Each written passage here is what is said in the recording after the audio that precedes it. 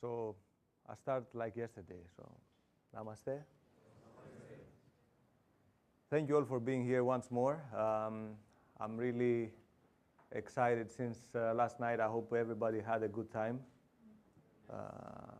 We are all the team. I believe I'll talk for each and every one that we are very happy that we met your families.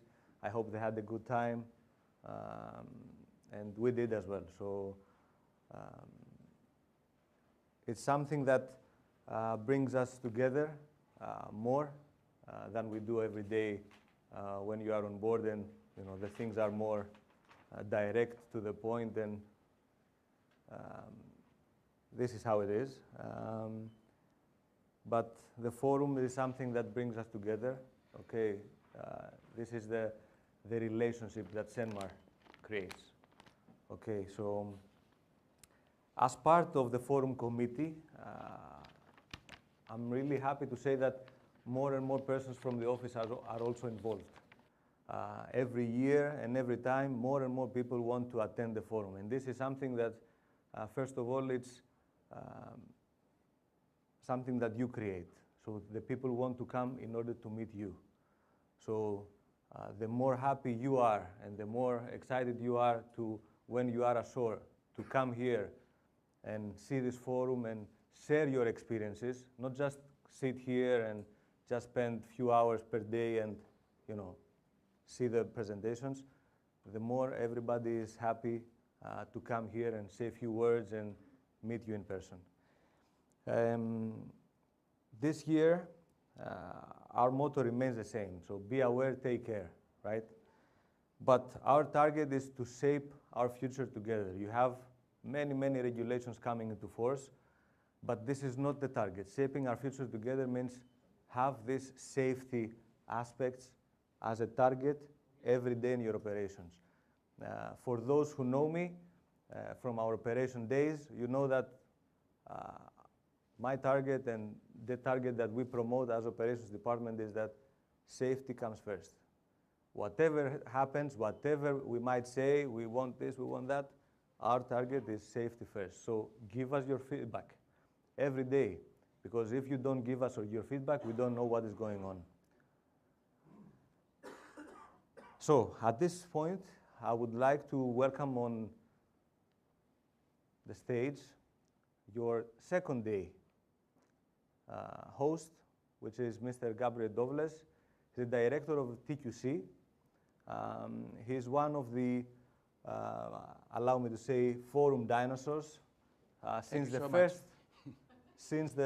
first forum that we had in 2008, he's been there for us, assisting us, and he's still managing every day, assisting with our procedures, manuals, the audits that we have ashore, preparing for the audits, for the TMSA audits, for the risk, for every single thing that we try to manage in matters of the procedures. So please give him a warm welcome of applause.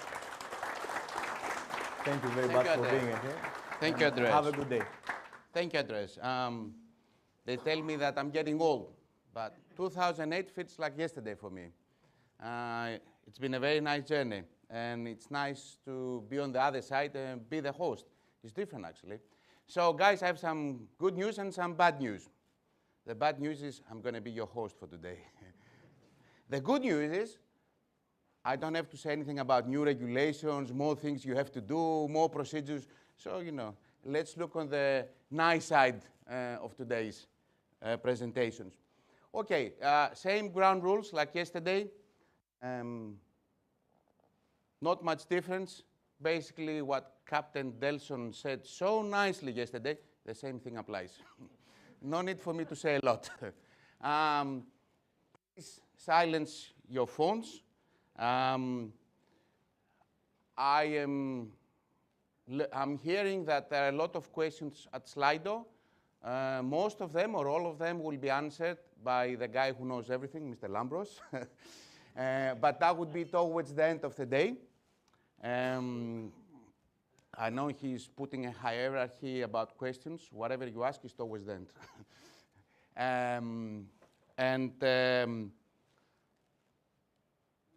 We're going to have today a very nice combination of presentations regarding soft skills, which is so interesting and so difficult to develop and present sometimes. And we're also going to have some technical presentations. So I'm sure it's going to be a very, very interesting day. I always learn from these presentations. So please stay awake and follow what is going to be said.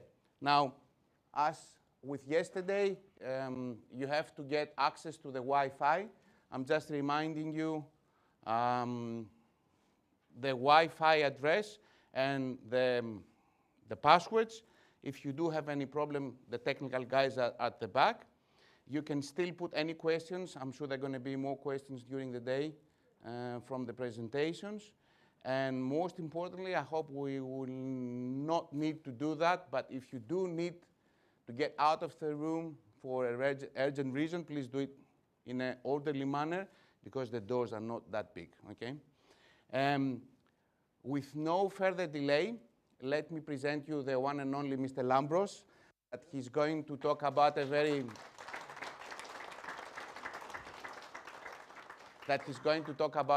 interesting subject about how we are learning and how we can see ways that the new generation is learning and learn from them. So, Anthony, would you please come on stage?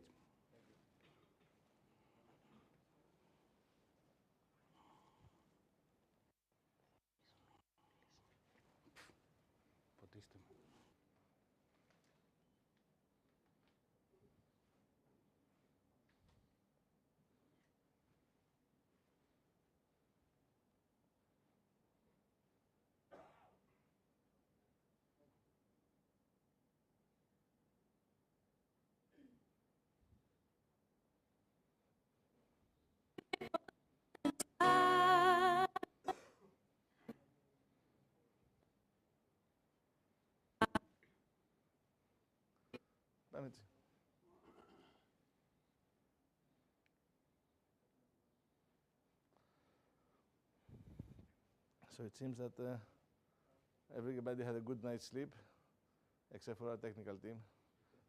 So they're struggling a little bit to get started.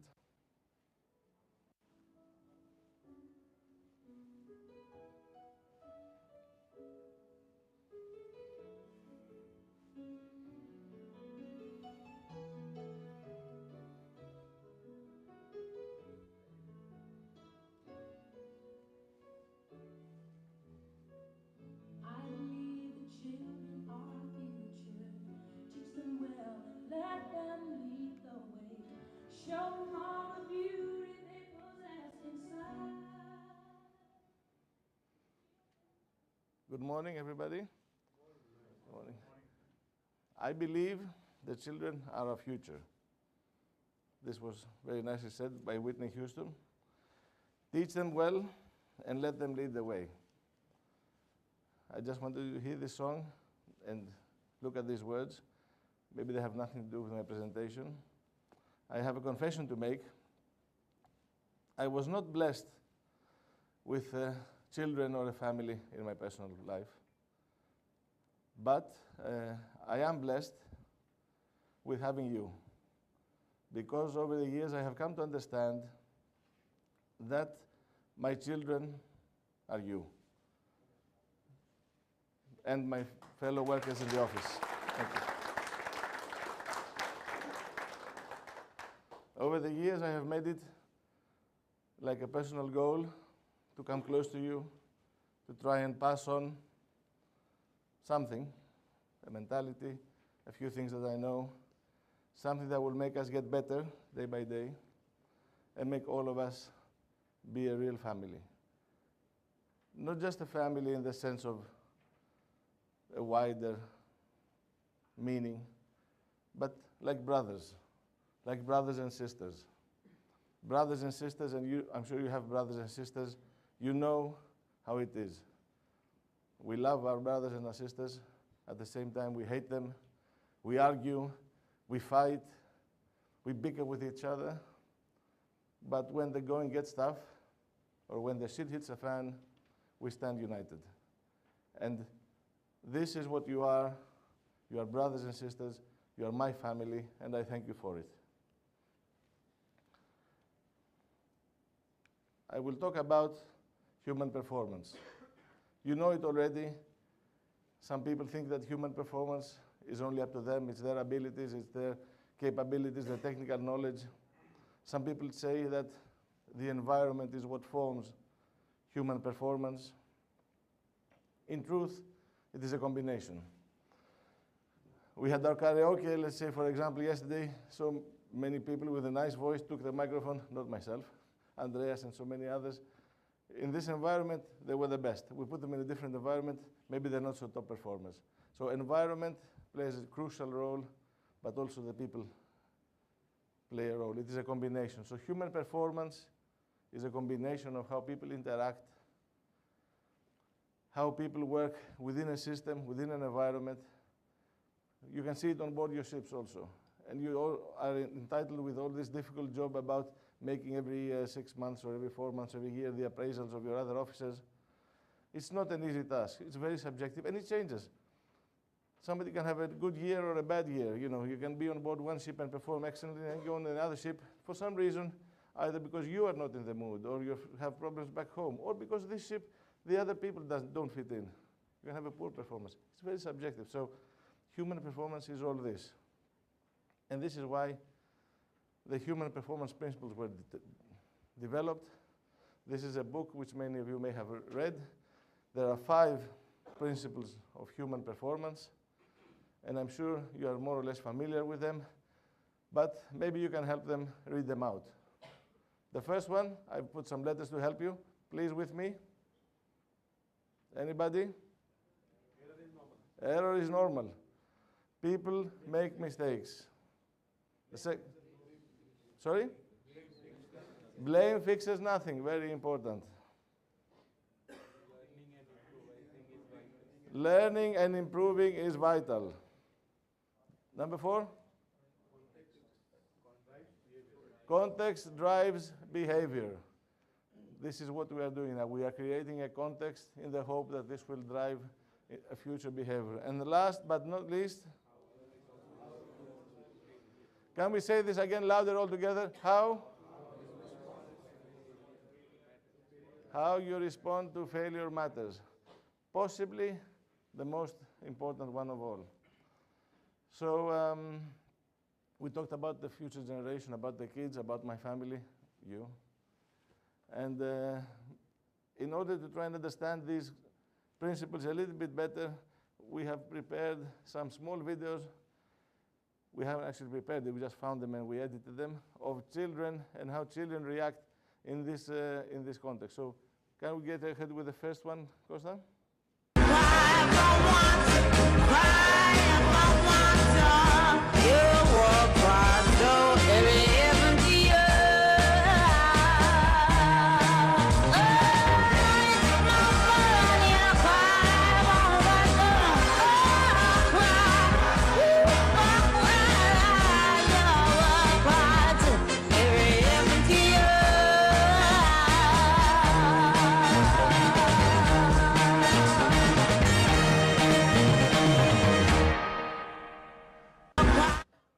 So, error is normal. We can see it from day one that we are born. We can see it every day. Nobody is perfect. We all make mistakes. And we must embrace this. We must acknowledge it. He who has never made a mistake has never tried. This is very important, that we must understand that it is a normal process. I have a question for you, and maybe you can help me answer it a bit. How many decisions do you think that the average person makes every day? Any ideas? Throw a number. I didn't know about it. They've done some psychological studies. I read about it. Just throw a, how many decisions do we have to take every day? 10,000. Anybody else? 30,000. 30,000. Any other bidders? So many. 35,000. We have a winner. It's about $35,000. A big round of applause for our winner. So every single day, we take these decisions. We decide where to walk to, what to wear, what to eat, how to move. This is a lot of decision making. Do we get everything right? Obviously, we cannot. It is estimated. Let's see if you can guess how many mistakes we make out of all these 35,000 decisions that we take. How many mistakes do you think the average person makes? How many? 50%. 50% we get it wrong. Any other ideas? Less than 10. 10%. Less than 10. 10 decisions. Not percent, yes. Just less than this. Very optimistic. 50 mistakes. 50. It's okay. The average is about 80. About 80 decisions per day are wrong. 5 per hour. It allows for sleep also, which is not necessarily there. Anyway, so just wanted to show you that we make so many decisions that it is absolutely normal to make errors, and it is most important also that we understand this for others. It's not just for us. We understand that everybody around us makes errors. Let's go to the next principle. Costa? So you know how I put you to bed last night? Uh-huh. Well, I got really hungry and I ate all of your candy.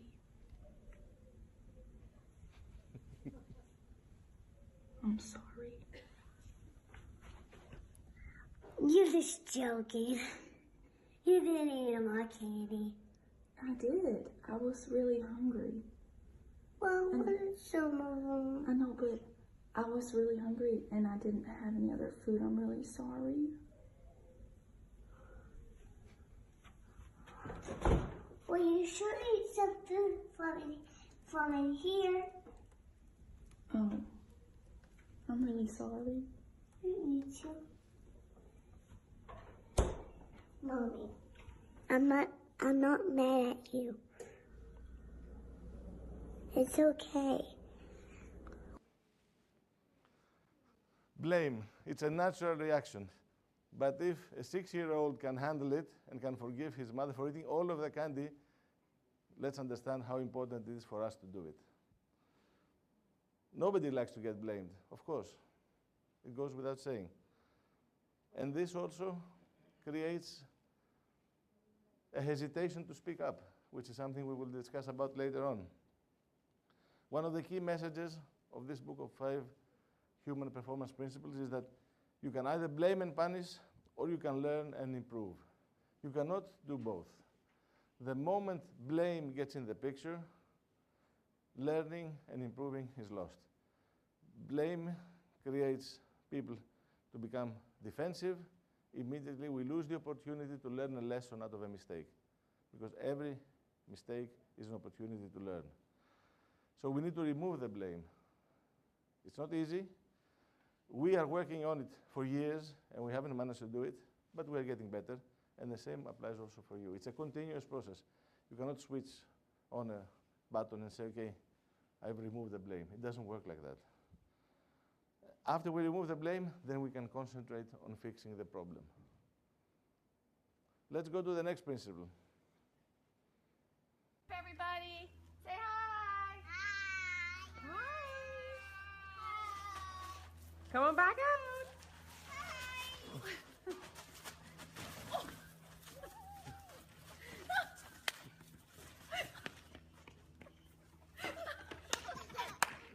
You guys are so.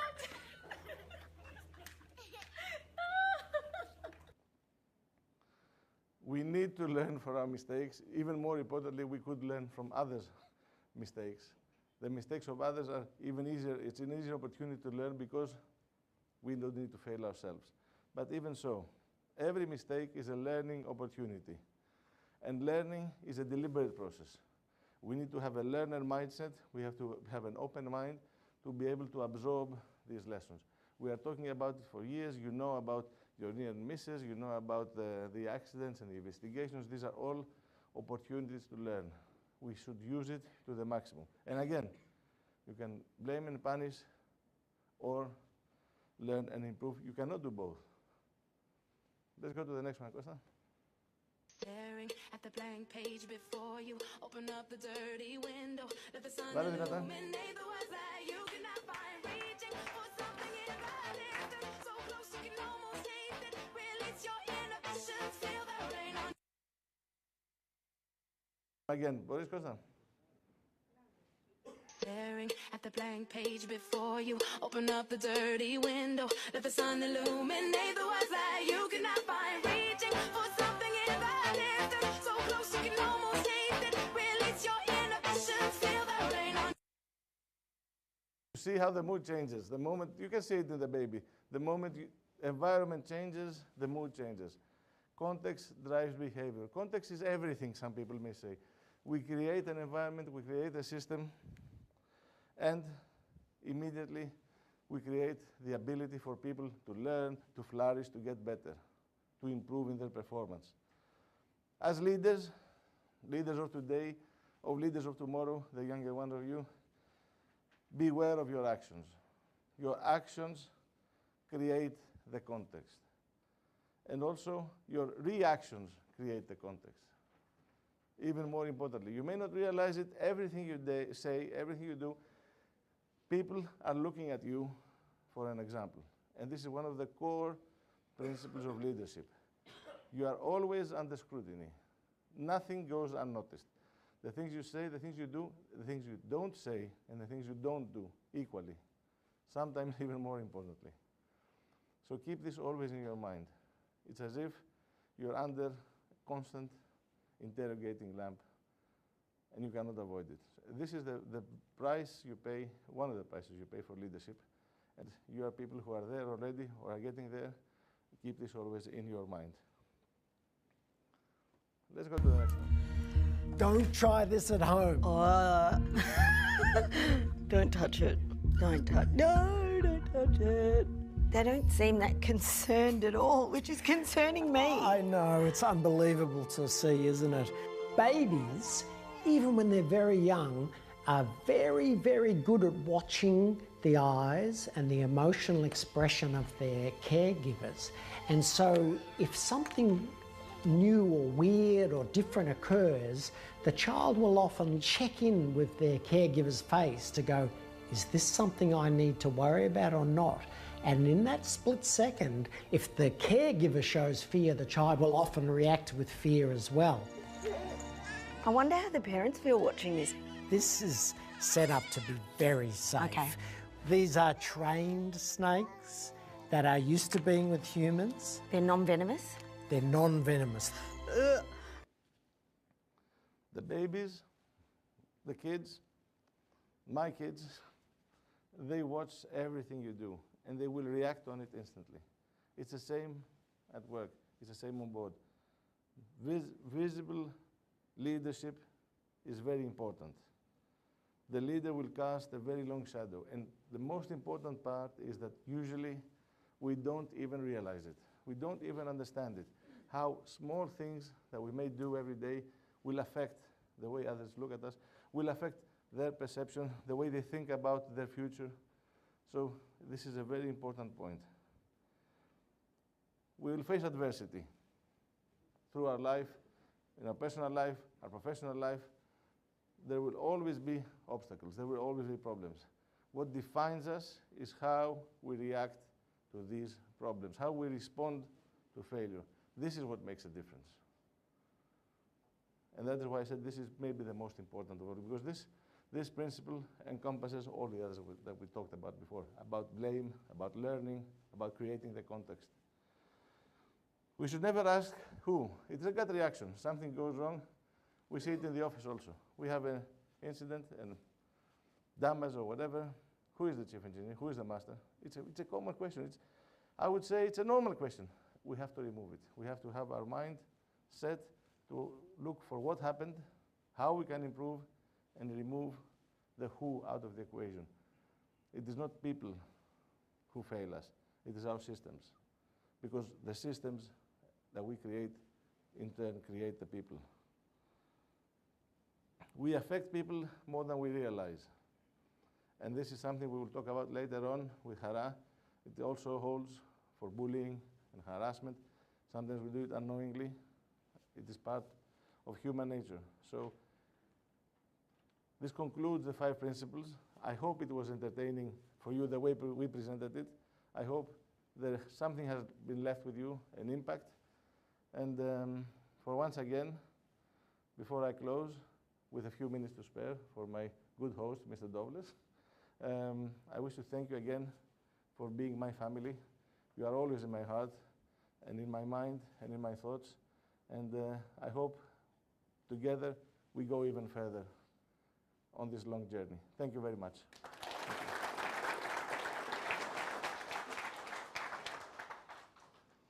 Thank you, Antonis. That was very interesting. Very nice videos as well. I'm going to use them as well. Okay, gentlemen, the next topic is a very interesting one.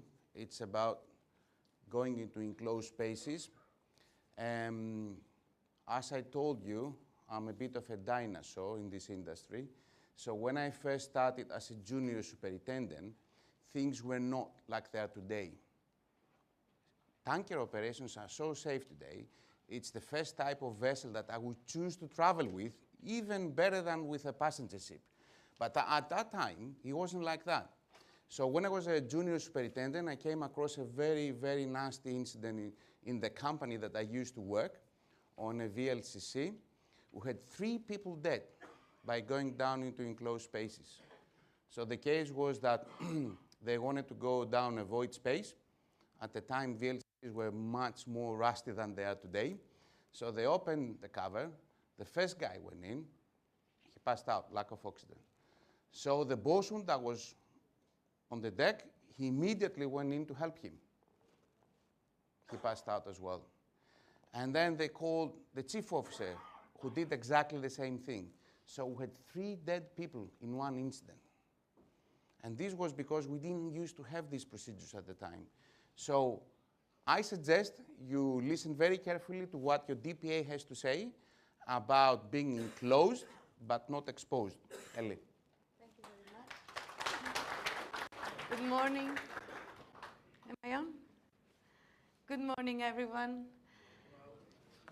So, as Mr. Dovle said, back at that time, I'm sure they didn't have any permits or any procedures. They didn't even have ISM. And I will talk about this subject, which is critical for your safety, and I will combine it with our SMS. And we've been talking about our SMS that over the years have become quite difficult to navigate where you are new to the company. I hope it's not the same for the people who've been with us for many years. But in any case, we do have to simplify it to make it easier, more accessible, and easier to understand. The SIRE too delayed this project for us because there was so much information that we had to insert in our SMS. You saw yesterday that there were 1,300 pages of new details, which we had to map against our SMS and see what we were missing to add it, and then go back to start simplification. So we have completed on September this task and then began the simplification. Have you all seen the Navi? The new Navi? Have you been on board? Anyway, you will see it. It was a project that lasted for 2 years, mainly by Captain Delson. It was a great effort. And we hope that soon all our manuals will look like this. But saying that our SMS has become heavy and difficult to navigate through is not a blanket declaration, because there are very, very important and critical parts of our SMS that you need to be familiar with. And of course, one of those is our enclosed space process. And I don't know, do you believe that, do you all have this one? It used to be. Can you please take it out? We have had many complaints that the permit is very difficult to, and very complicated to complete, get it right, let's say. There have been observations on not proper completion and many blanks left very often. But okay, let's go back to the purpose why we have created this. Because the enclosed space is something dangerous and it is not intended for continuous worker presence. You know the risks.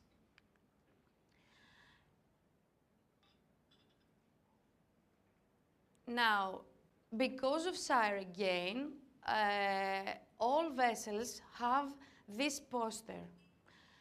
This poster lists, it's a ship-specific poster, and lists all the enclosed and dangerous spaces you have on board. It should be posted on the bridge, ballast room, accommodation, allways, cargo control room. Are you now familiar with this poster? Yes. And it is there to warn the people and show to third parties that you are aware where are your dangerous spaces on board. And following the poster and the poster instructions, you go and mark these places.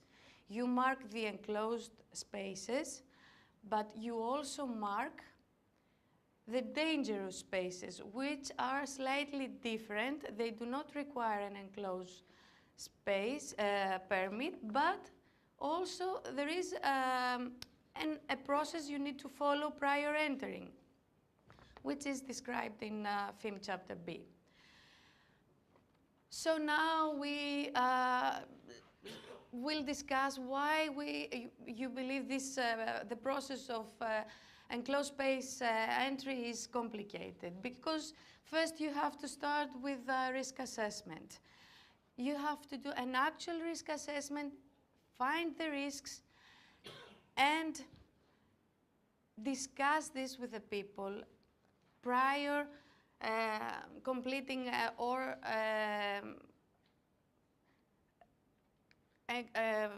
completing an enclosed space entry permit.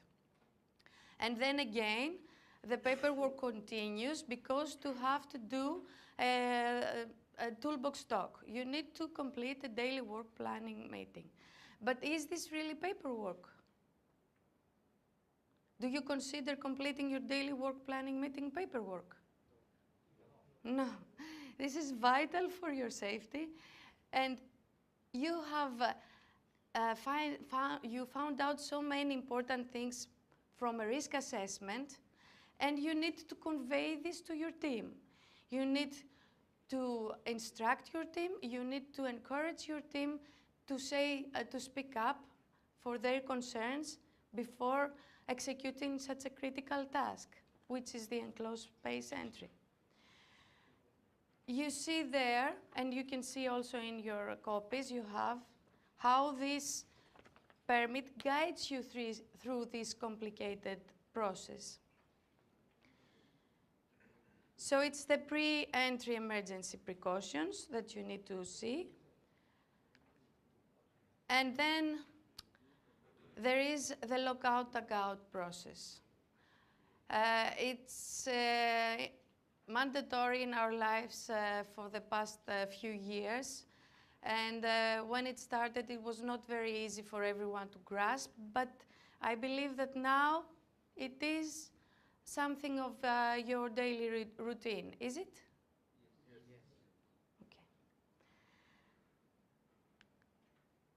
Illumination, very important, of course. But what about maintaining the lighting equipment? And regularly inspect them. They have to be explosion-proof. And it is a part of your risk assessment and a part of this section over there of the enclosed space entry permit. We continue to your last line of defense, which is your PPE. The PPEs that are related to the enclosed space is in your matrix, but the most important one is the multi-gas detectors, which of course have to be calibrated. I cannot stress this enough.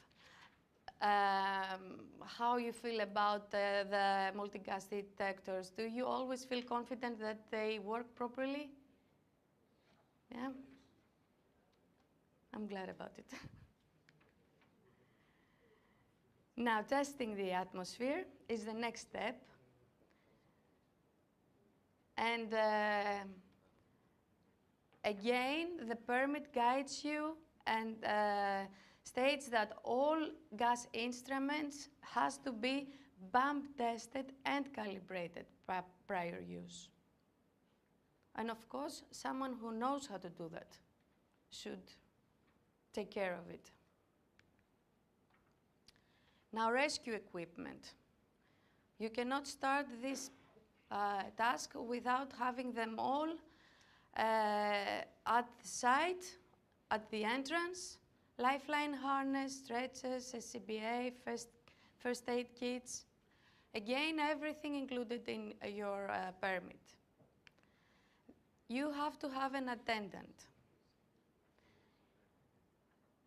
And you see the same phrase repeating in yellow again and again and again, because we see so often that people confuse that. So, does the attendant enter the enclosed space? Never. Not in any case. But the person who do enter, they have to be properly logged, record names, times of entry, and then, of course, there are your drills. They are carried out on a different occasion, of course, but if they are not real drills, if they're just a tick box exercise, then everyone will be confused on what to do when the time comes for enclosed space entry. So, one of the reasons this permit is so complicated comes from the regulations, of course, not because we insist on doing all these things. Because of the titles, they have the master, they have the responsible officer, they have the attendant, they have each person. You see how many people are involved in this one. So, always the master should issue the enclosed space permit. But the master may decide to be the responsible person. I find this sometimes confusing. People, they do not know that the master is a different person from the responsible officer, which might be the case, but it is optional. And then again, the attendant, who is not, of course, the master, and it's not the responsible person, and he will never enter the enclosed space. And then there is section 3, which talks about initial entry. And initial entry is carried out by one person stated in this form who is not the master or the responsible officer or the attendant, but it's someone who will go down there and check the condition of the enclosed space prior to the entry of everyone, before the task commences. Now, this is the best practice of our company. We thought of supplying the vessels with additional EBDs because it is not right to take an EBD from its location to use it for an enclosed space. That causes confusion, and maybe these items may be misplaced. So you see that these EBDs are marked that they are for a specific purpose, like, for example, pump room entry or similar.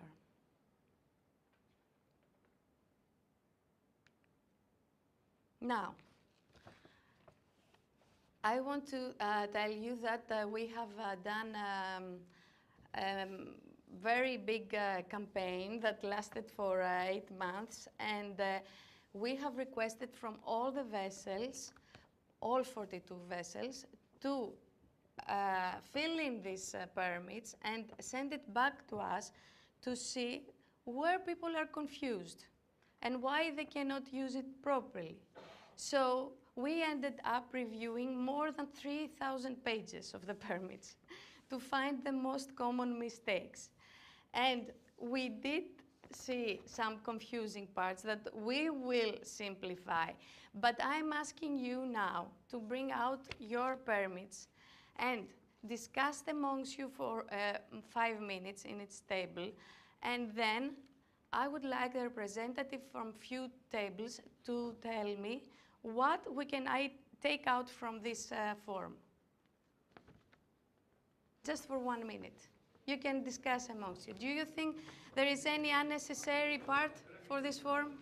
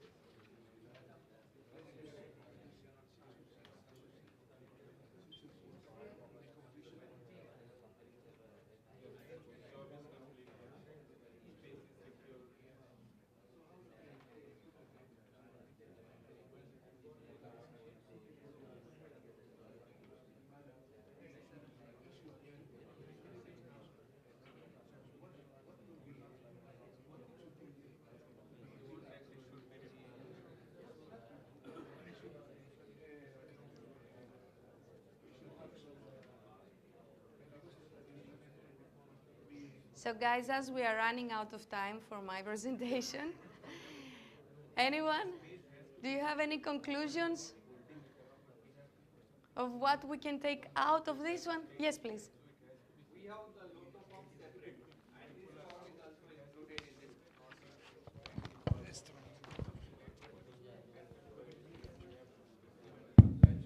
We have the separate Lotto form, and the enclosed space also have this Lotto columns. So we can remove this and we can attach this Lotto form with this one.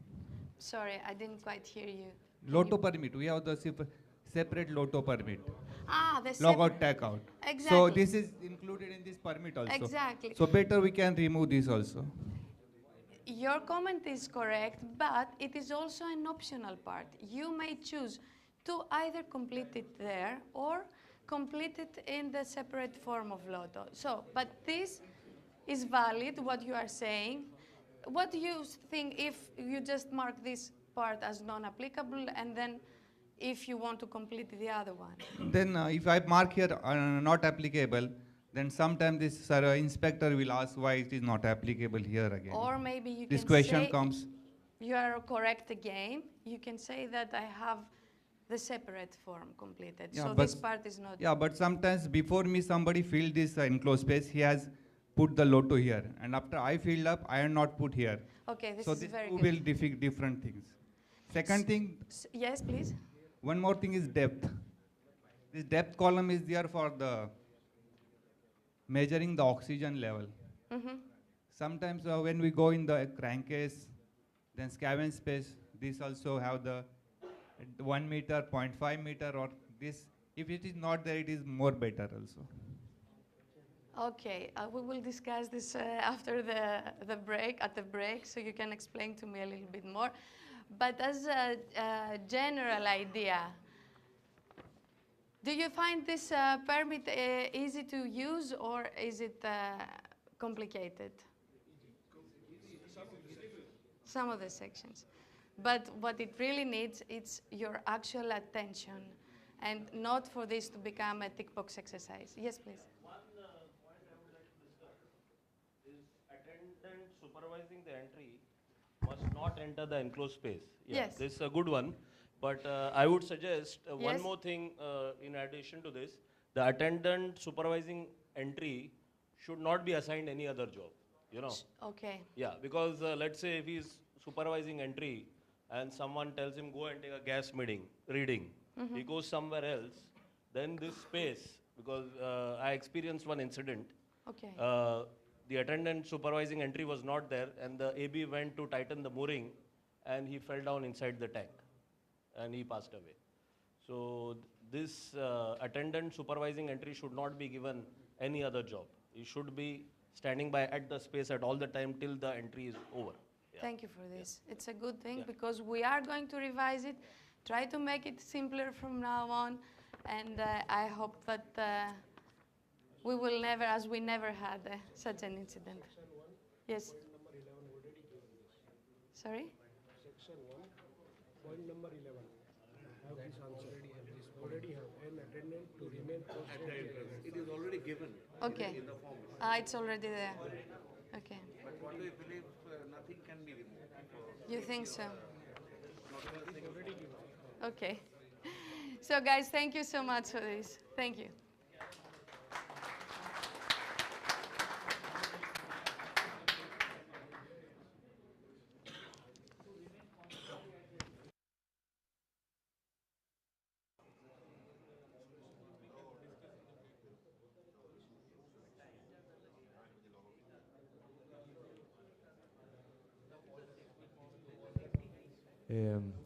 Sorry to interrupt.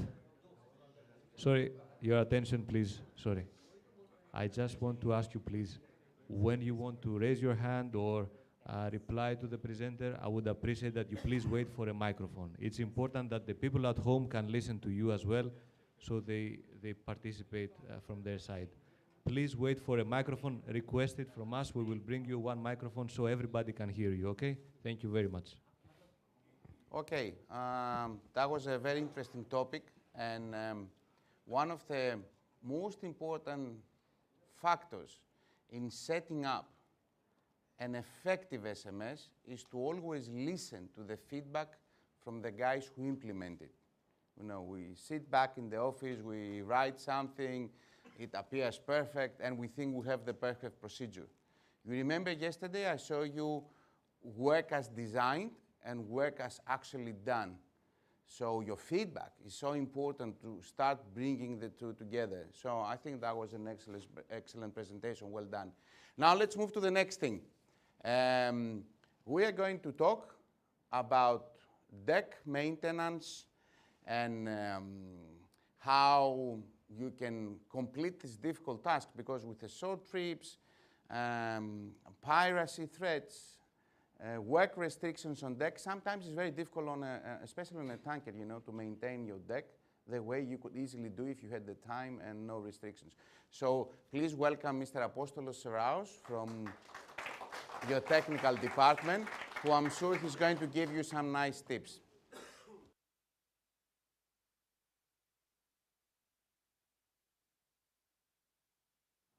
Oh, sorry. Hello? Okay. Hello, everybody. Good morning. In this presentation, I'm going to talk about deck maintenance, the importance of deck maintenance and deck outfittings on board.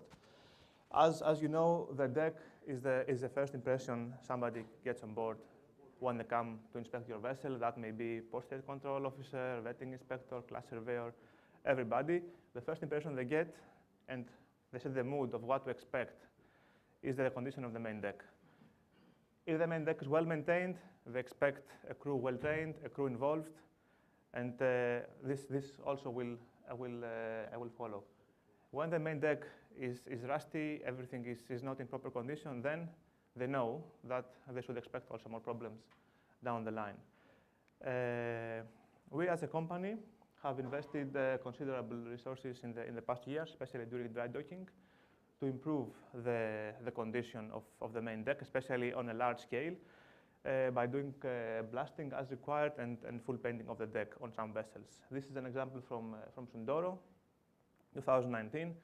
The deck was in pretty bad condition. They carried out full blasting and then painting again. And then again, Sundoro again in 2023, last year, if I'm not mistaken, in Turkey. Again, the deck condition has gone again in a very bad condition, and again it was done blasting and painting.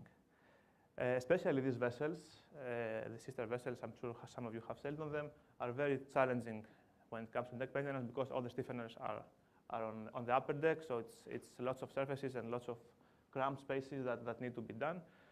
However, it is important that to try to keep this in as good as condition as possible.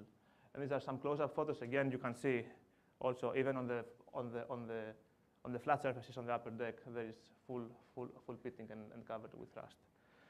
And again, Apnoia, sister vessel, similar condition. This was done in Oman last September. We carried out really extensive blasting on upper deck and full painting. Therefore, you can see that keeping the deck in a good condition is very important, and has a number of reasons why.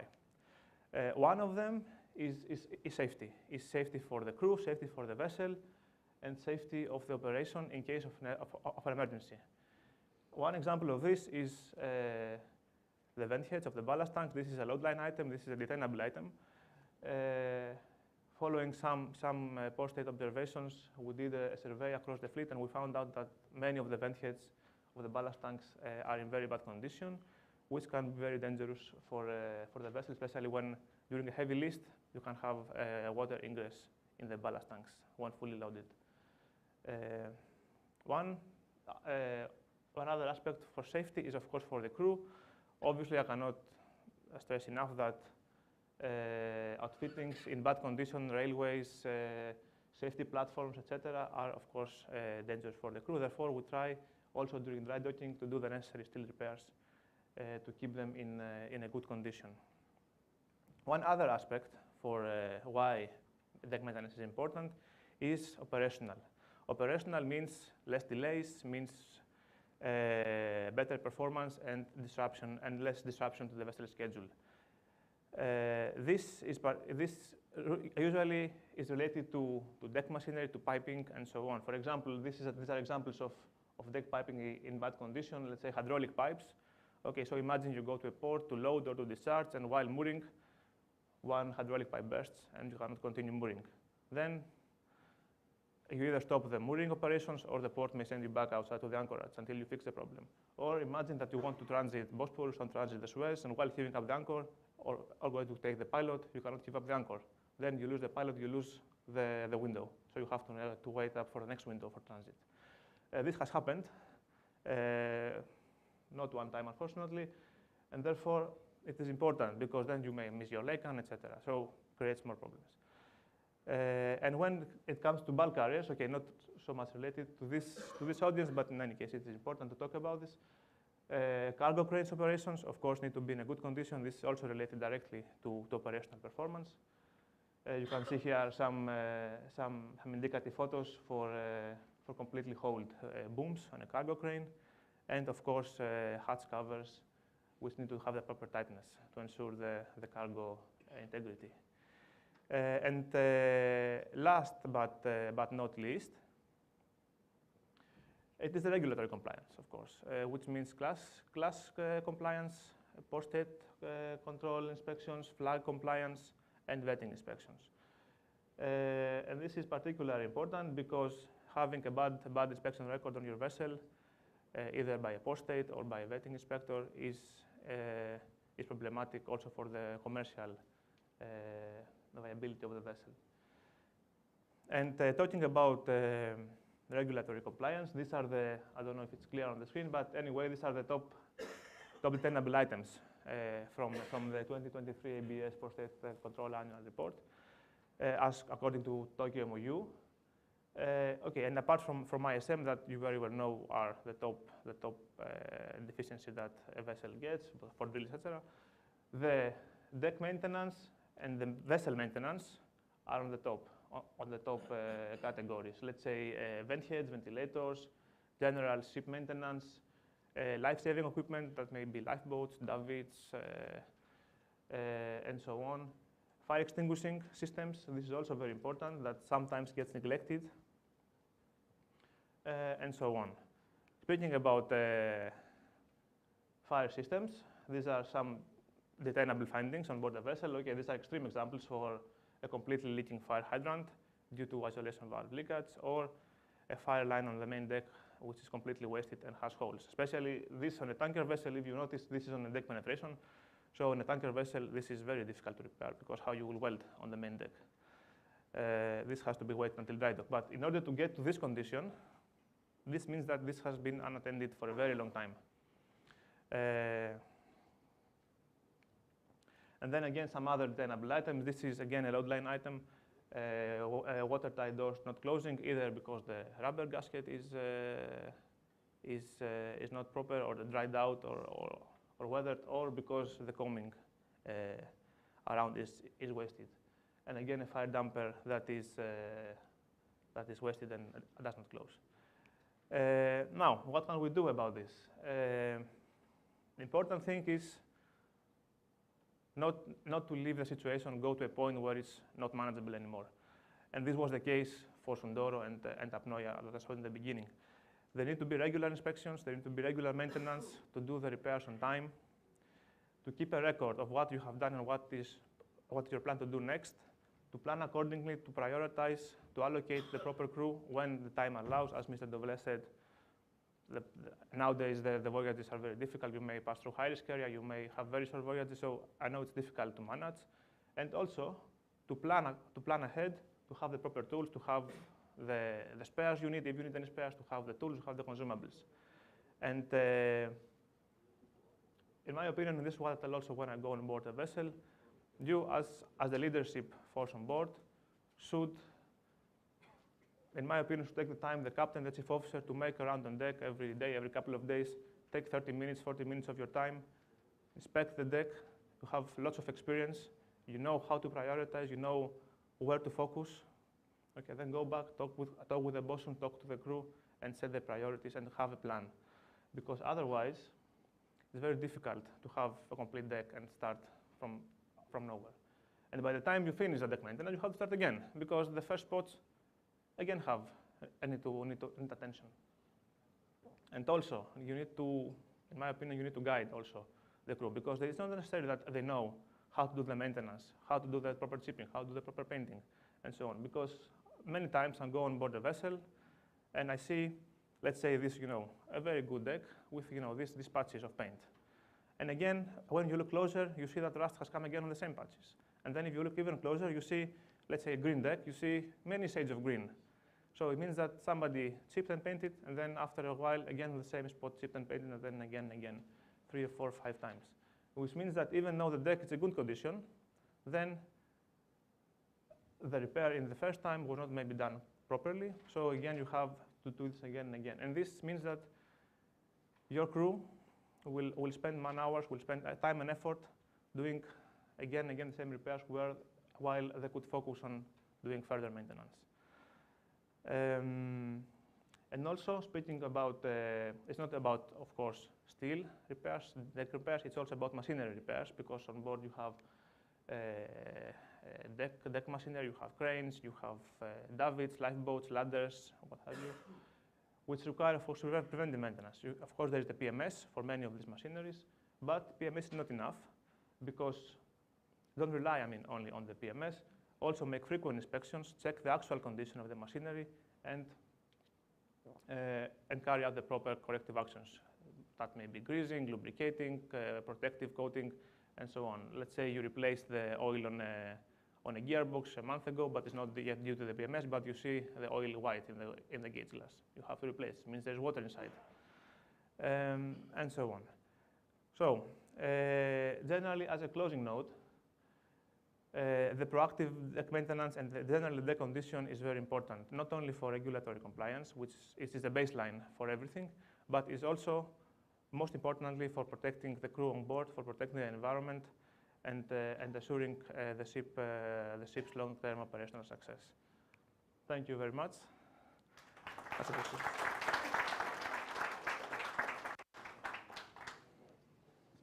Thank you, Apostolos. A very effective and efficient presentation. I wouldn't expect anything less from a naval architect and marine engineer. Well done. Okay, we get to a very interesting point. Coffee break. Please be back in half an hour. Let's keep it tight so we keep the schedule. Thank you very much.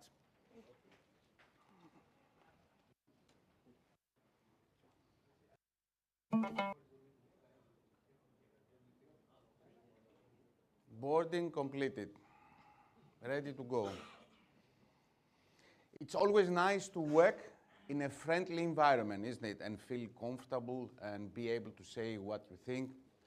So our next presentation, which will be carried out by Mr. Labros, tries to reach some topics which are very important in making sure that the working environment for everybody in the office, on board, it's the right one. So please welcome Mr. Anthony Lambros.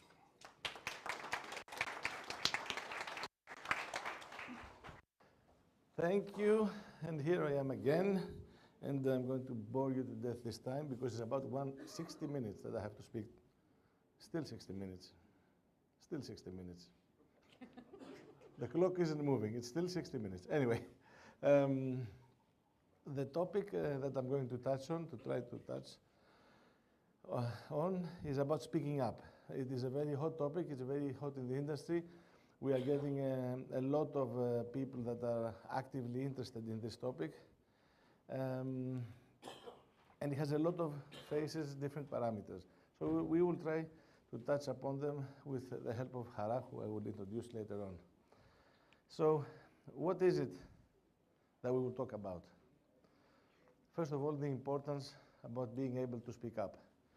It is important for many reasons. And we will go into detail exactly why it is so important. Secondly, we will look at why people do not speak up. What is behind their reluctance to talk, to speak. And we see it in this room, maybe not from everybody. It's not easy to speak up. It's not easy to grab the mic if you're under pressure. Captain Chong yesterday used his trick with his balls and he got everybody engaged. It's not easy. People are concerned about speaking up. And it is our responsibility to try to empower them to speak up. Then we'll talk about mental well-being, another hot topic, where again, speaking up is a major parameter. And of course, harassment and bullying, something which has been there for ages. It was never talked about. We didn't even realize it. When I was young, it was a normal. When some of you also that are my age will remember this. But now, with the younger generation, it is something that we must talk about and we must address. So these are, in a few, let's say, bullet points, the main things we will be looking at. And of course, us being, let's say, leaders, or on the receiving side, the ones who have to listen, are more focused on these. So on the one side, we see that for the juniors, it's about learning to speak up without having fear. It's about their mental well-being and about dealing with harassment and bullying. But from our side, it's much more.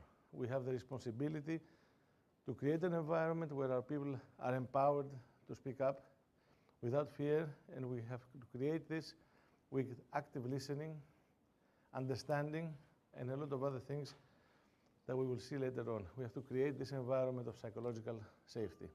So it is a very heavy topic sometimes, so I want to start with a very realistic video that you will see and how people are reluctant to speak up. It's a video that it's an everyday occurrence.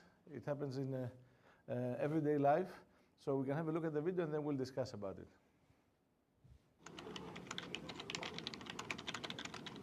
Unbelievable. What? What is it? Oh, the warehouse guys are playing fast and loose with safety procedures again. Of course, no one reported it. So now all our shipments are delayed because we got a big chemical spill somewhere. Well, that's not good. No, it's not good. Is that a zombie?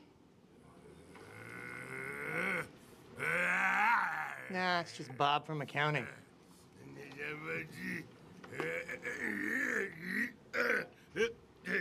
I don't know. I think he looks like a zombie. Do you think we should tell our manager or HR or something? No, it's not our department. Let accounting worry about it. Okay.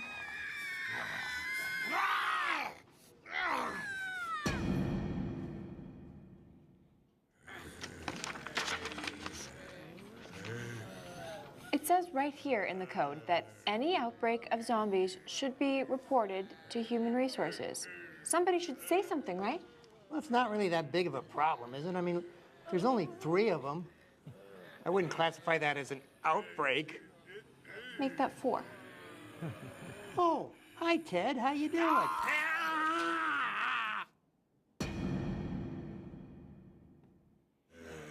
Oh, I can't believe Ted bit me. I can't believe no one's done anything about this yet. Well, I'm sure that the executive team is aware of the situation. But what if they aren't? Well, then do you want to be the one to be the bearer of bad?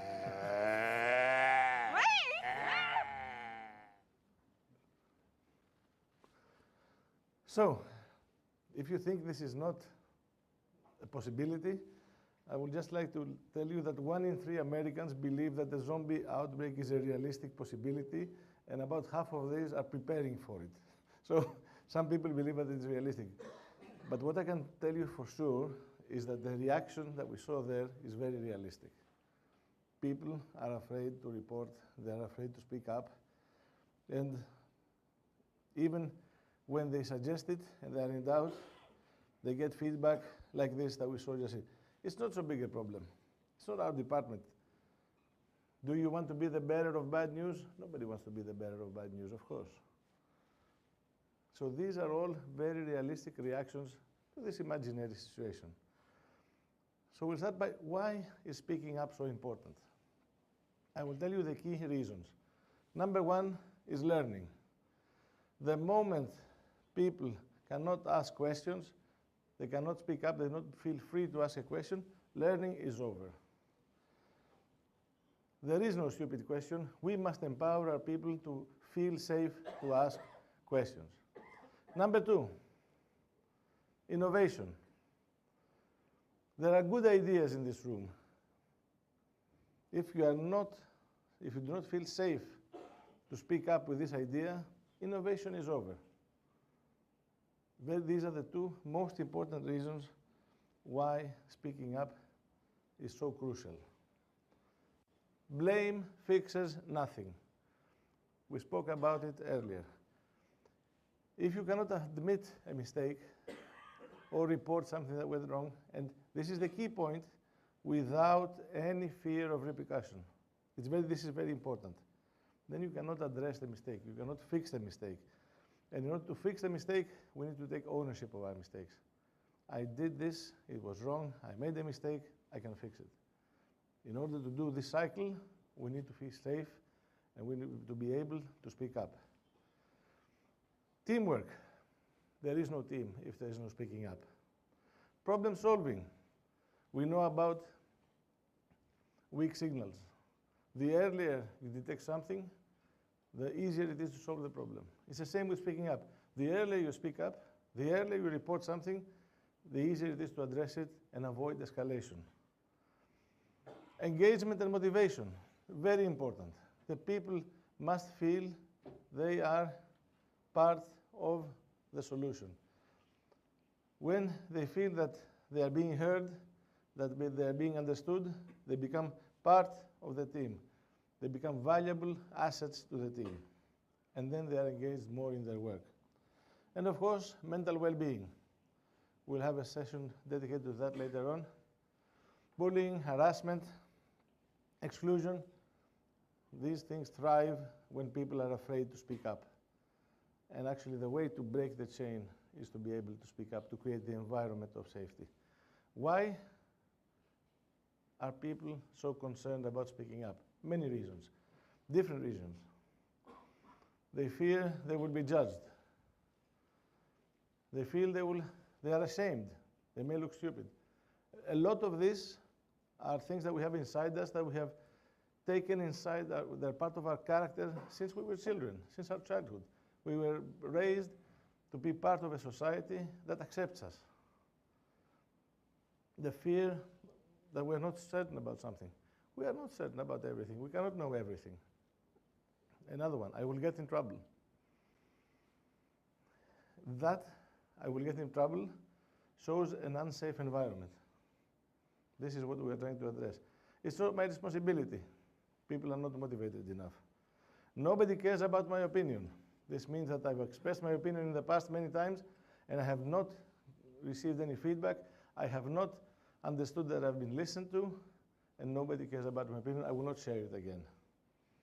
I might offend someone, very much in focus these days. And of course, I've given up. Nothing will change. Nothing ever changes. Why should I report something? Why should I say something? Nothing will change. I assure you that things change. Sometimes change is slow. It takes time. It takes effort. You cannot do it at the push of a button, but it is there. And you, from your side, you have made many suggestions over the years, and you have done a lot today as well. And I will try to address all of them later on today. But it takes time, and I'm sure you will have seen it. It takes time. Don't give up. There is a thing that is called the conformity trap. Like I said, people have grown up with a desire to be part of a group. They need to feel that they are accepted. And this leads them to be afraid to disagree. If you are on the bridge, and you have your bridge team, and the pilot is on the bridge, and the master, and the senior people, and then you have the AB, who is the helmsman, and he sees something which the master and the pilot and the officer of the watch, they haven't spotted.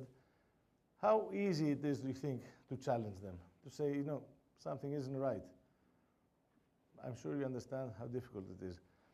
We'll play a video here to show you exactly. It's an experiment, it's a psychological experiment that was done many years ago, but it's still being repeated today, and the results are spectacular every time, to show how people act simply because they are afraid of their peers, of their group. The Ash experiment is one of psychology's oldest and most popular pieces of research. A volunteer is told that he's taking part in a visual perception test.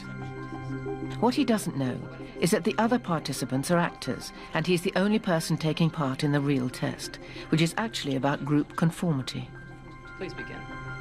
The experiment you will be taking part in today involves the perception of line length. Your task will be simply to look at the line here on the left and indicate which of the 3 lines on the right is equal to it in length. So, for example, if you think the actors have been told to match the wrong lines. The volunteer will be monitored to see if he gives the correct answer or if he goes along with the opinion of the group and gives the wrong answer. In the first test, the correct answer is 2. 1. 1. 1.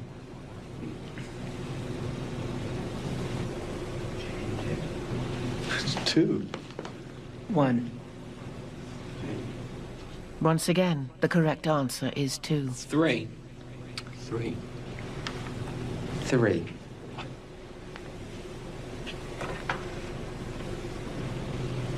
3. 3. The Ash experiment has been repeated many times, and the results have been supported again and again. We will conform to the group. Again, we're very social creatures. We're very much aware of what the people around us think. We want to be liked. We don't want to be seen to rock the boat, so we will go along with the group. Even if we don't believe what people are saying, we'll still go along. 1. 1. 1. 1. Group dynamics is one of the most powerful forces in human psychology. 1. 1.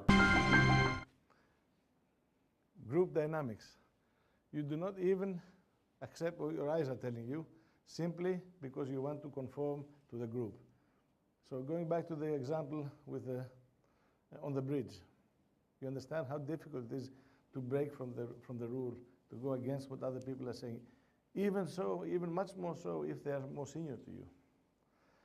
The results of this experiment have been spectacular. Over 74% of the participants gave at least one incorrect answer in their effort to conform. So what is hidden behind all this apprehension about speaking up? I think it's one word only: fear. People are afraid they will be judged. They are afraid they're going to make a mistake. They're afraid other people won't listen. They're afraid they're going to be ridiculed. So this fear is embedded. It's a primary feeling, and it is embedded in us maybe since our childhood. So, what do we need to do? We need to remove this fear. And this takes courage. And this courage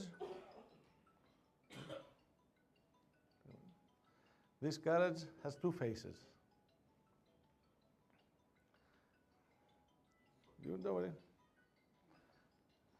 So this courage takes two faces. It works both ways. It takes courage to stand up and speak, but it also takes courage to sit down and listen. And we, as leaders, are in the second category. And this is a quote by Winston Churchill. If we want people to speak to us honestly, we must be willing to honestly listen. Very important. You cannot fake it. You must be willing to listen. And when it comes to courage, I don't know how young or how old you are here. Do you remember the incident in Tiananmen Square in the late 80s, early 90s in China? Anybody remember this incident? Please raise your hand so I know who I'm talking to. With the tank and the one protester who was standing in front of the tank. So there was a single protester who stood up to a row of tanks, large formation of tanks, and he has been praised. He's the unknown hero. He has been praised throughout history for the courage to stand in front of this tank. Nobody has recognized the courage of the tank operator, the courage it took to stop the tank, disobey orders, not mow down the protester, and this, for me, is the other side of courage, the flip side. So that is why I'm saying it takes two sides to show this courage. So it's the same with us. And our main priority on how to show this courage is active listening. It's not a sense, it's not hearing, it's not even just listening. Active listening means involvement. It means engagement. It means understanding what the other person is actually telling you. It's not only about the words, it's about the body language, about the eyes. You need to pay attention. You need to ask for input, clarifications. Most important, not to be judgmental. People often are judgmental. The moment you appear to be judgmental, at that moment people stop speaking. Respect is a key word. We'll come up against it again. But the most important part of all this is that the people have to feel heard. When leaving the room, they're knocking on my door and they're coming in and they're reporting a problem. I must care and I must show that I care. And in my view, you cannot show that you care if it's not authentic. You have to really care about it so that the people who leave the room, he realizes that, yes, I've been heard. You may agree, you may disagree, you may fix a problem, you may not be able to fix it, but yes, if he leaves the room, if he leaves the conversation having been heard, that is when we have achieved active listening, and that is when we have created a connection. It is all about creating an environment of psychological safety for our people. And this environment of psychological safety, the key word, and I'm starting with it here, is respect. I cannot emphasize this more. It is a key word. It goes for everyone in this room. And respect means being fair, respecting everybody equally, no matter if it's a senior member, the junior member, part of the team, a foreigner, a stranger, any walk of life, respect is key. So, this, like I said, is the most important word. I leave it here for the moment. Active listening, empathy, being in a position to understand the problems of the others, caring for them, including them. There's a word that's called active inclusion.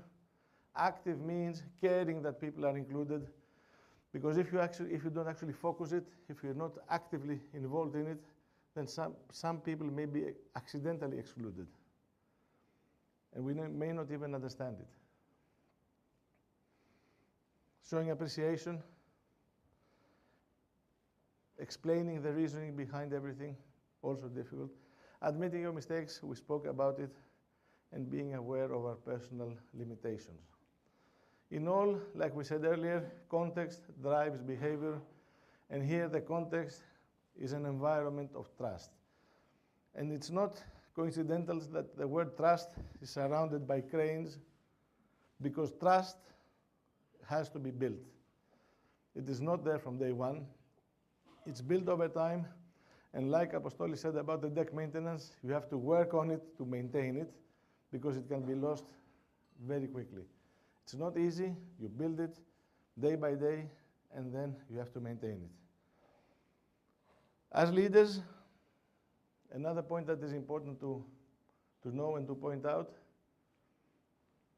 is that we do not have all the answers. We are not perfect. This is a concept of the previous century, the perfect leader, the all-knowing leader. We will go to our leader, we will go to our captain, and he has the answers for everything. It cannot be like that. We'll go to the CEO, he has the answer for it. We don't have the answers. We don't have the solutions. We are also human beings. We also make errors, which is normal, and we are vulnerable. And we need to show this vulnerability to our people. We don't have to hide it. Traditionally, the leader would want to protect his position, to protect his all-knowing status, and try to hide something that doesn't know. It doesn't work like this anymore. There's this vulnerability versus competence graph. I will not go very much into detail. It's one of the aspects of leadership. We need to balance our competence and our leadership with our vulnerability. You cannot only be vulnerable, and you cannot only be competent. There is a balance to be found somewhere in between. If you are only competent and you're not vulnerable at all, it means that you don't care about your people. You're like a robot doing your job. If you're only vulnerable, yes, you may have empathy, but you don't get the job done. Somewhere in between, there is a balance to be found. I'll pass this. The open door trap. I say it all the time in my office. My door is always open. And symbolically, I actually leave my door open. Anybody can walk in. I feel good. I'm a leader, people respect me, and my door is open for everybody to come inside. How ready am I to listen? Do the people have the courage to walk in? Have I demonstrated enough empathy and care? I think, for myself, and I've always thought, that I am approachable, that people will speak to me, that I am open. I don't react in a wrong manner. And that is something that I have believed for a long time. But since yesterday, I started questioning it.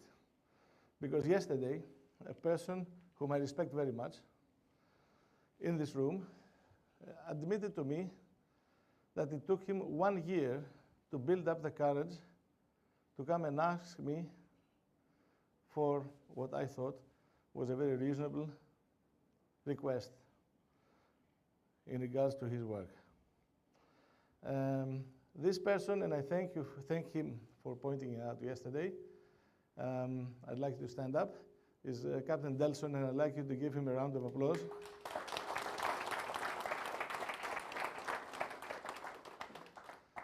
He already had my respect previously, and he still has even more, because yesterday he admitted this, that for a whole year, he had to build up the courage to come to me with a suggestion.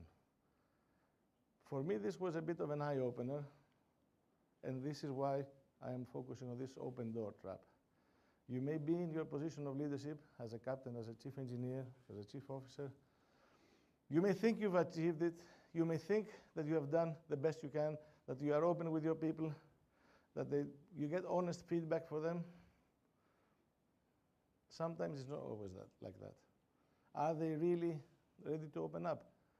Are you really ready to hear from them, to be heard, to make them understand that they are heard? It is a very tricky point, and you need to look into yourself, to be self-aware, to understand exactly how this works. An open door cannot overcome a closed mind. It's about comprehending, it's about exchanging ideas. Like I said in the morning, we are a family, we are brothers and sisters. We will fight, we will disagree, and it is okay. It is okay in any discussion, any argument, any confrontation, and I know especially the younger generation, they find it difficult to have the confrontation because they have a very different form of communication. In every confrontation, it is okay to disagree. And we may never agree. What is not okay is to disrespect people. Respect, again here, is the key word. The moment you disrespect the other person, the discussion is finished. Disagreements will be there. They don't have to be turned into personal attacks or into arguments. The main point is to discuss in order to communicate, not to defend a position. We have tools. Do you recognize these cards? Yes? In these cards, there are these hidden meanings. From time to time, please consult them. They're more than words. They have hidden values. And the point about speaking up is in all these points. It doesn't say it separately, but it is always there. It's about caring. It's about seeking and welcoming feedback. So we have these tools for you as leaders to be able to help you get into this mindset. And we have on the other side tools for the juniors to help them speak up. Our stop work obligation cards, risk assessment, hazard identification, these are all tools that we have in place for our people to feel free to speak up. But again, they're not enough. These are just aids. The main thing, the most effective tool, the one that you must remember, is to empower your people. This you have to do every day. I cannot tell you how to do it. I have given you some guidelines, some basic rules, some ground rules. Myself, like I told you, until yesterday, I thought I was successful, and to a certain point I was not. People's capacity to achieve is determined by their leaders' ability to empower. This is very important. So in summary, respect, here it is. Respect all, be fair to all, very important. Empathy and caring, we need to be authentic. We cannot fake empathy, we cannot fake caring. We have to be genuine about it. Active listening, the point of active listening is to make people feel heard. Building trust, building an environment of psychological safety. Vulnerability, this is for us. We are not superhuman. We don't have the answers. We still make mistakes. And at the very end, empowering young people. Thank you very much. That's a lot from me. Even if I have touched you this much, it's a gain from this event. So thank you very much for that. And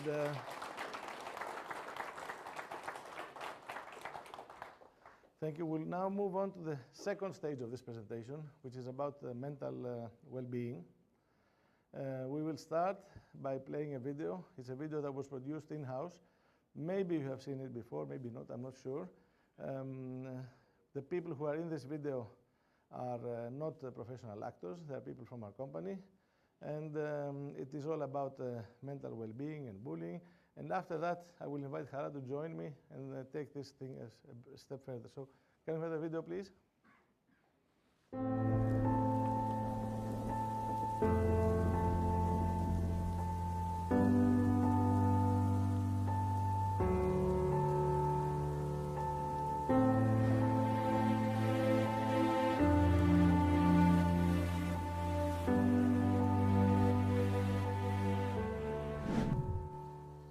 Chief, the second engineer is here and wants to complain about... Chief, what kind of food is this? Who do you think you are feeding? Animals? But nobody has complained before. Well, maybe, just maybe it wasn't so bad before. We have a load of problems. We are running the engine room, man, and we come up exhausted for a quick bite. And all we get is this crap.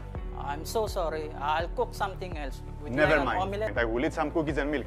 Not a lot, but at least I will be able to eat it. Sorry.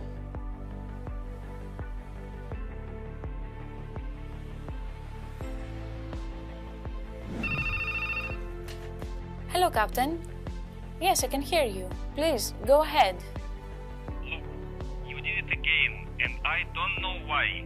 When we ask for 100 kilos of beef, this is what we expect to get, not 25 chicken. And the quality is worse than anything I ever seen. Sorry, Captain, I don't understand. Please explain to me so that I can fix whatever went wrong. Oh, I'm sure you know very well what you're doing. This is not the first time. What you're trying to achieve? Starve us to death or poison us like that Chinese ship? I'm very sorry, Captain. At the next port, I'll try to... Hello? Hello? Maria, I need you to process this order for pipes. It's very urgent. Yes, immediately, but I'll need a couple of hours to get quotations. I have 2 ships passing Singapore tomorrow for their quarterly provisions and stores. Plus, I had the captain from the Dynasty screaming at me just now, but I'll definitely do it. Okay, I don't think you understand. We have a workshop scheduled for the day after tomorrow, and they need all of the materials. Do you believe they can make it without the pipes? Yes, I understand, but everyone is pressing. I'll get on to it as soon as I can. No, you'll get on to it now. Elena, I need to take a break. Look after my ships while I'm gone. Okay, Maria, don't worry. Take it easy.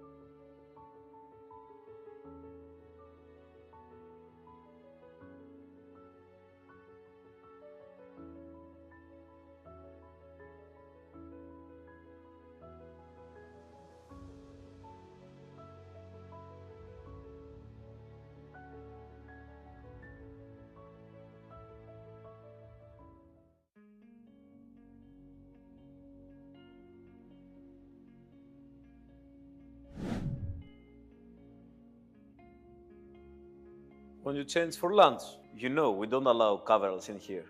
Sorry, I'll be quick. Just this once. We're doing the main engine inspections and we can't afford to lose any time. How is that coming along? Oh, thank you. When do you expect to be ready? Maybe another 8 hours or so, but I'll give you a 2 hours notice though.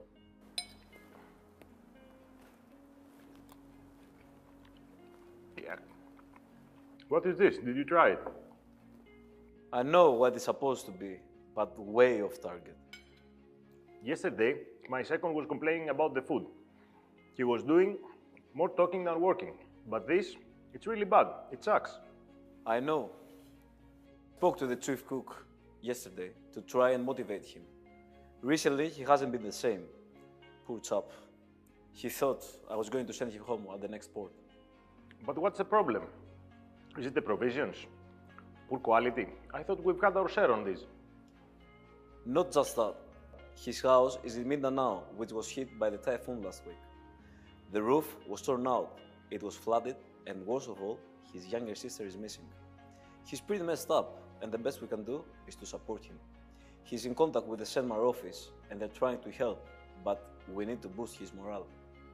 He can also call the helpline to get some comforting words though. I told him, but he thinks it's not confidential, and he may end up losing his job. That's nonsense. Remember last year when I was out of work for a long period due to the COVID, and the bank was pressing me for loan payments, threatening to auction my house? Sure, many of us been there. After I joined, I was feeling so miserable one evening, and I decided to call the helpline. Even though nothing had really changed, I felt such a relief. I think it works. Okay, but apart from that, it's our obligation as leaders, as colleagues, as friends, to stand by our people. I think you're right. I'll also tell the second to back off a bit. Sometimes he's a little bit pushy. Still, look on the bright side. This food makes it easier to curb some weight. Always with a positive flag. Diet it is then. Let's all try our best.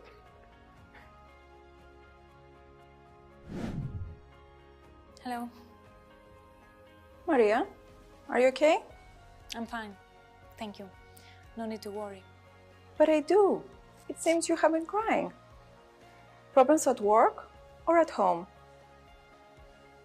Or maybe both? Come to my office and tell me all about it.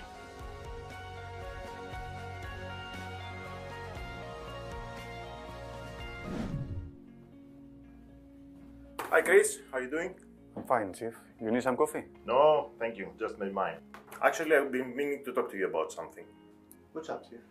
It's about the chief cook. You know he's been going through a tough... You mean the chef of disaster? The dog food specialist? Come on, knock it off. I'm meaning to tell you that he's going through tough problems back at home and we must support him. So what? We all have our problems. Exactly. We all have our problems and we must stick together. We need to understand that everyone's performance is being affected by our problems. Take for example yourself. Yesterday you were slow because you hadn't eaten properly.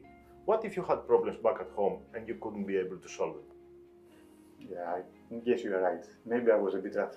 We must be there for our colleagues and we have to show that we care. And if you really want to be a good chief engineer and a leader of men in the future, you should always remember this. Thank you, Chief. I will go apologize to the chief cook and try to make amends. Thanks, Chris. I appreciate your attitude on this matter. I'll see you later in engine room. Bye.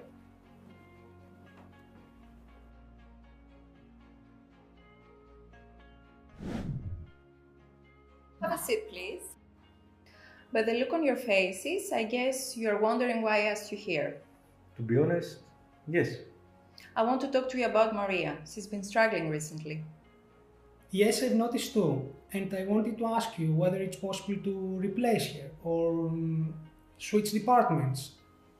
I don't think she can handle this pressure anymore. And in the past, she really did great. John, it seems we observe the same thing, but we definitely don't agree on the course of action.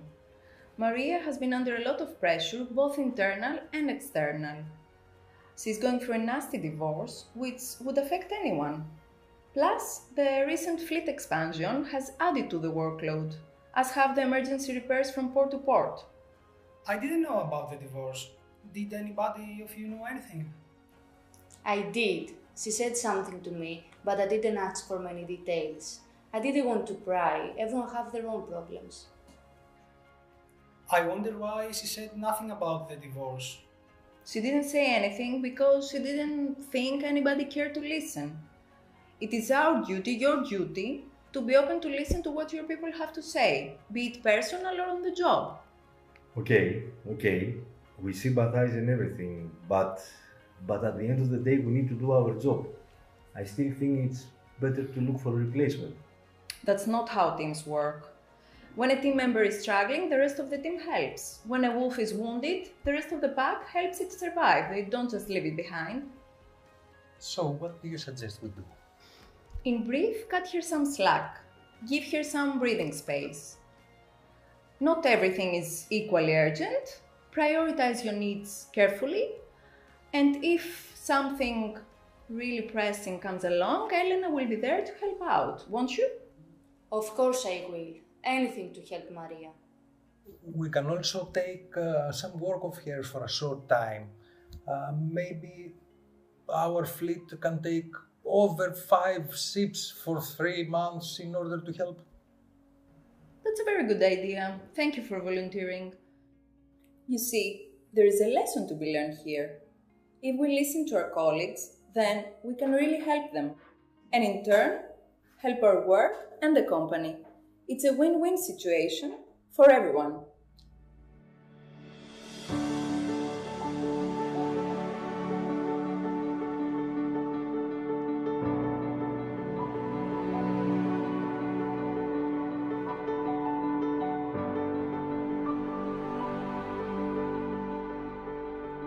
So that was a video we made. We tried to highlight a few of the points, a few of the points that we have already discussed about. I'm sure you recognize some situations that you may have come across already on board, and I can tell you there's similar situations that actually do happen ashore in our office, in every office. In order to go a little bit further and discuss about this difficult topic about mental well-being and bullying and harassment, I will invite the expert on the topic, not expert because she's used to bullying, but expert because she cares about the people and she has developed plans and programs for our company. So please welcome Hara, our care and welfare well-being coordinator. Thanks.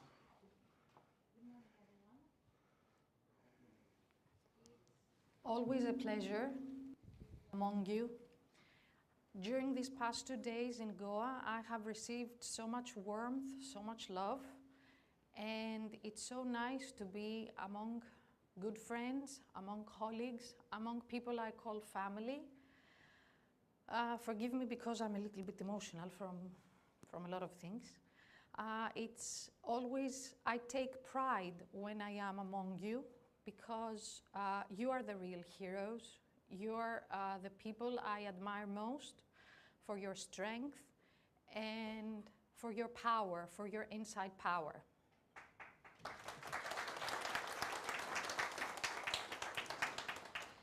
So, most of you or many of you may have known me as MRK, making your lives difficult, scrutinizing records, drills, safety meetings, training sessions. But all of this now is moved on to valuable colleagues. And I'm really proud to have been assigned some new duties, those of the Care and Welfare Coordinator. And I'd like to thank Eli and Adonis for giving me this opportunity and try to evolve personally, evolve in the organization so that all of us can be happy. My name in Greek is Hara, which means joy. And for me, joy is a combination of love and care. And this is what I will try to do from now on because it's part of my life. Loving and caring for one another is part of me, is part of who I really am. So let's go now to bullying and harassment. There are different phases of bullying and harassment, and there are two alarming facts for this persistent challenge in the seafaring industry. First of all, it takes many different phases, and it impacts all of us. Bullying and harassment creates an environment where there is fear, there is distress, and inequality. One fact is that bullying and harassment may not be easy to understand. They may come subtle or even unintended. Somebody may not be even aware that he is doing it, and they may slip our radars. The other alarming fact is that we are all capable of receiving bullying and harassment, but then we can also give out bullying and harassment to others. Recognizing and addressing such behaviors is really vital so that we can create a healthy environment, a fruitful environment for us all. Now let's have a look at the different phases of bullying and harassment. There could be, first of all, direct abuse, deeply affecting one person's mental and emotional well-being. You can have insults, degrading and humiliating somebody, name-calling, offensive jokes, which can leave someone feeling worthless and isolated. Then there is blame. You see, the bully will shift the blame onto the victim, and the victim will feel like he well as much deserved it. Then there is degradation, public shaming, rumor spreading, and deliberate humiliation, which will lead to psychological harm. Sometimes there is abuse of authority, which occurs when those in power will misuse their influence to control, intimidate, or mistreat others. They may come with unreasonable requests, which are imposed without regard for a person's well-being or for a person's abilities. They will deliver orders harshly, they will yell, they will use condescending tones, they will use irony and public humiliation, and all of these severely impact confidence and morale. Remember that even in cases where you need to use your authority, you can do so and you can communicate, always being respectful. Irony and sarcastic comments, another face, another mask of bullying and harassment. These often ridicule or demean others, whereas name-calling targets a person's identity. Labels on looks, intelligence, or personal characteristics can leave long-lasting effects. Emotional damage. At this point, I'd like to share with you one name-calling that has come with me ever since I was a child. I was called a little chubby by my stepsister. And throughout the years, what I have done is that I tried to prove her right. I'm not little anymore, but I still remain chubby. And what I want to point out through this is that when you name call somebody and you use something which is not, you don't give a positive remark, then the person may get this and make it his own identity, even though it may not be theirs. So be aware of what names we call the other people. There are so many positive remarks, there are so many positive things we can give each other while we are communicating. Spreading rumors, making exaggerations, or telling outright lies can result in social alienation and distrust. Repeated abuse and ongoing mistreatment can have harmful effects and can severely impact our emotional, our psychological, and even our physical health, because everything we feel will always leave a mark on our bodies. Now, long-term effects such as anxiety, depression, low self-worth are only few of the effects that bullying and harassment can have on our lives. Remember, no matter how subtle, how simple or hidden the bullying can be, when it is repeated, it can leave long-lasting scars. Now, as you can see, this rotten tree could be representing a family, a relationship, a vessel, an organization.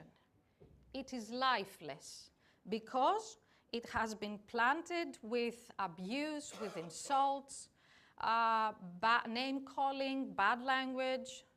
So this is a tree. This is the tree of bullying and harassment. Remember that these two diminish our sense of dignity, they shatter our inner peace, and they undermine the very essence of life itself. So what can we do to avoid such behaviors? First of all, we need to practice self-awareness, emotional regulation, and empathy. Let's have a look at them and see what we can do. First of all, self-awareness and reflection. Let's understand what our triggers are. What makes us angry? What makes us feel defensive? Okay? Let us pause before replying. Give yourself 10 or 20 seconds before you reply. This way you will not later think, oh, I shouldn't have said that. Okay? Because sometimes you see, I love words. I believe that words can offer love. I believe that words can take us up in the sky or throw us back on the ground. So the next time you feel agitated or you feel angry, think, what will your words will come out with? Will they come out with love or will they come out with anger? I would choose love instead. Empathy and active listening. Put yourself in the other person's shoes. Listen to them without judgment, and please avoid consumptions. We make stories in our minds for other people's behaviors, which 99.9% times they're not true. So, respectful communication. Use I statements. And stay calm, and please use positive language. Emotional regulation. How can we regulate our emotions? We can regulate them through breathing, meditation, through journaling, if we keep notes of our emotions, and through, of course, physical activity. Let's be accountable for our actions. Acknowledge our mistakes. And as Anthony told us earlier, it's okay to make mistakes. Mistakes are normal, and it's even more okay to admit them, okay? And one more thing which is very powerful, when you apologize for your mistakes or when you admit your mistakes, do it from the heart, do it sincerely. Praise and uplift others. You know, a small word of kindness will make the other person's day, and it will also give them boost to do more, to do better. Offer constructive feedback instead of giving out insults. Avoid negative comments. Stay clear of gossip. And finally, encourage healthy conflict resolution. Collaborate and accommodate. Compromise instead of competing each other and avoiding situations, avoiding to handle situations. Now, this graph also reminds us of the previous presentation Anthony made about competence and vulnerability. So, great leadership requires both competence and vulnerability to connect effectively with people. Our target is to connect effectively with people and have real relationships. Let's be sincere, let's be truthful, and let's show empathy to each other.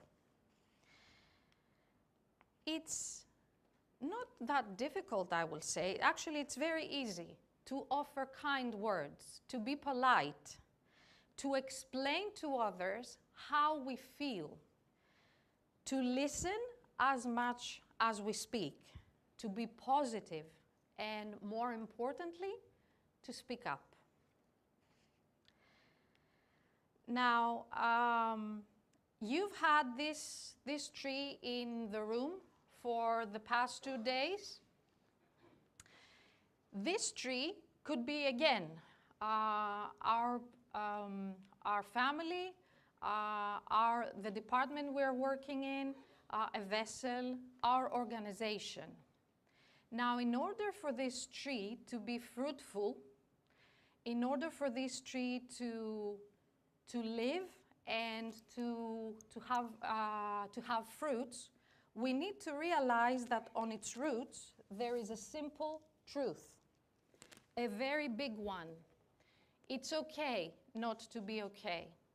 Remember, we need to admit to ourselves that we are not, okay, we have superpowers, but we are not supermen or superwomen all the time. There are times that we will feel low, there are times that we will feel stressed, and this is okay. This is okay as long as we admit it, as long as we acknowledge it, as long as we share it, and we do something about it. So, let's plant the seeds so that this tree can be a tree full of life, full of love, full of joy. On your tables, you have found some pink post-its, some heart-shaped post-its. So I would like you to write your personal commitment against bullying and harassment, your personal commitment to creating a healthy environment. It could be a sentence, it could be more sentences, it could be just a word. And I would like to invite one seafarer, one colleague from each table to please stand up as soon as you've written your statement and post it here. Let's plant our seeds, please.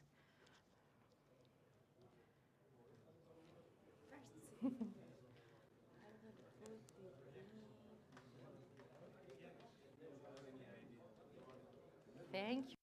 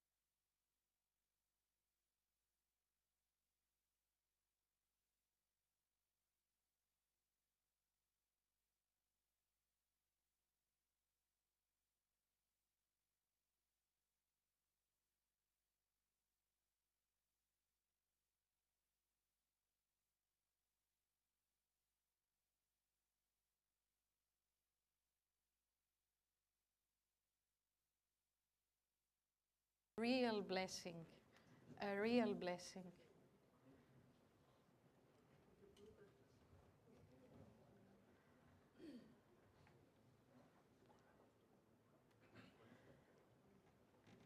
The tree will remain here for the rest of the day, so if anybody has not had the time or didn't have the inspiration yet, you can come as well during the break and put plant your own seed, okay?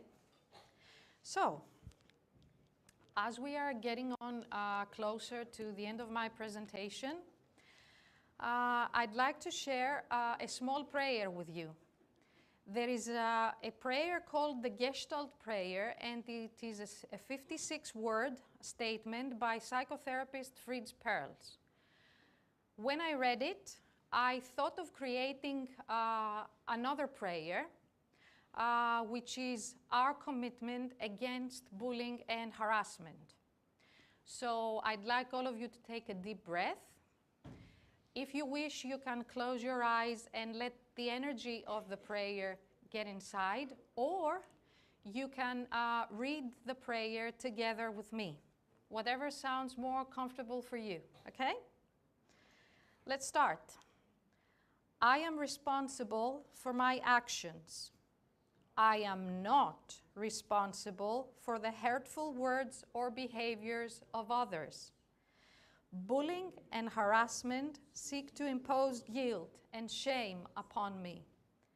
I can only control my response and choose to protect my peace, dignity, and self-worth.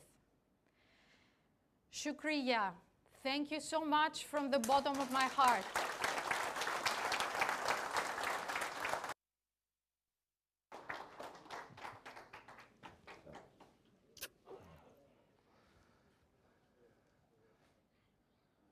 So that concludes our joint presentation with Hara about speaking up, about harassment, about bullying. I hope something positive has come out of it.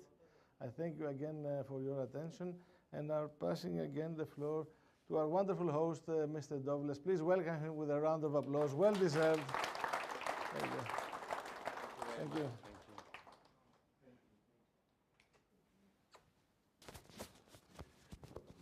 What a nice presentation. Well done, Hara.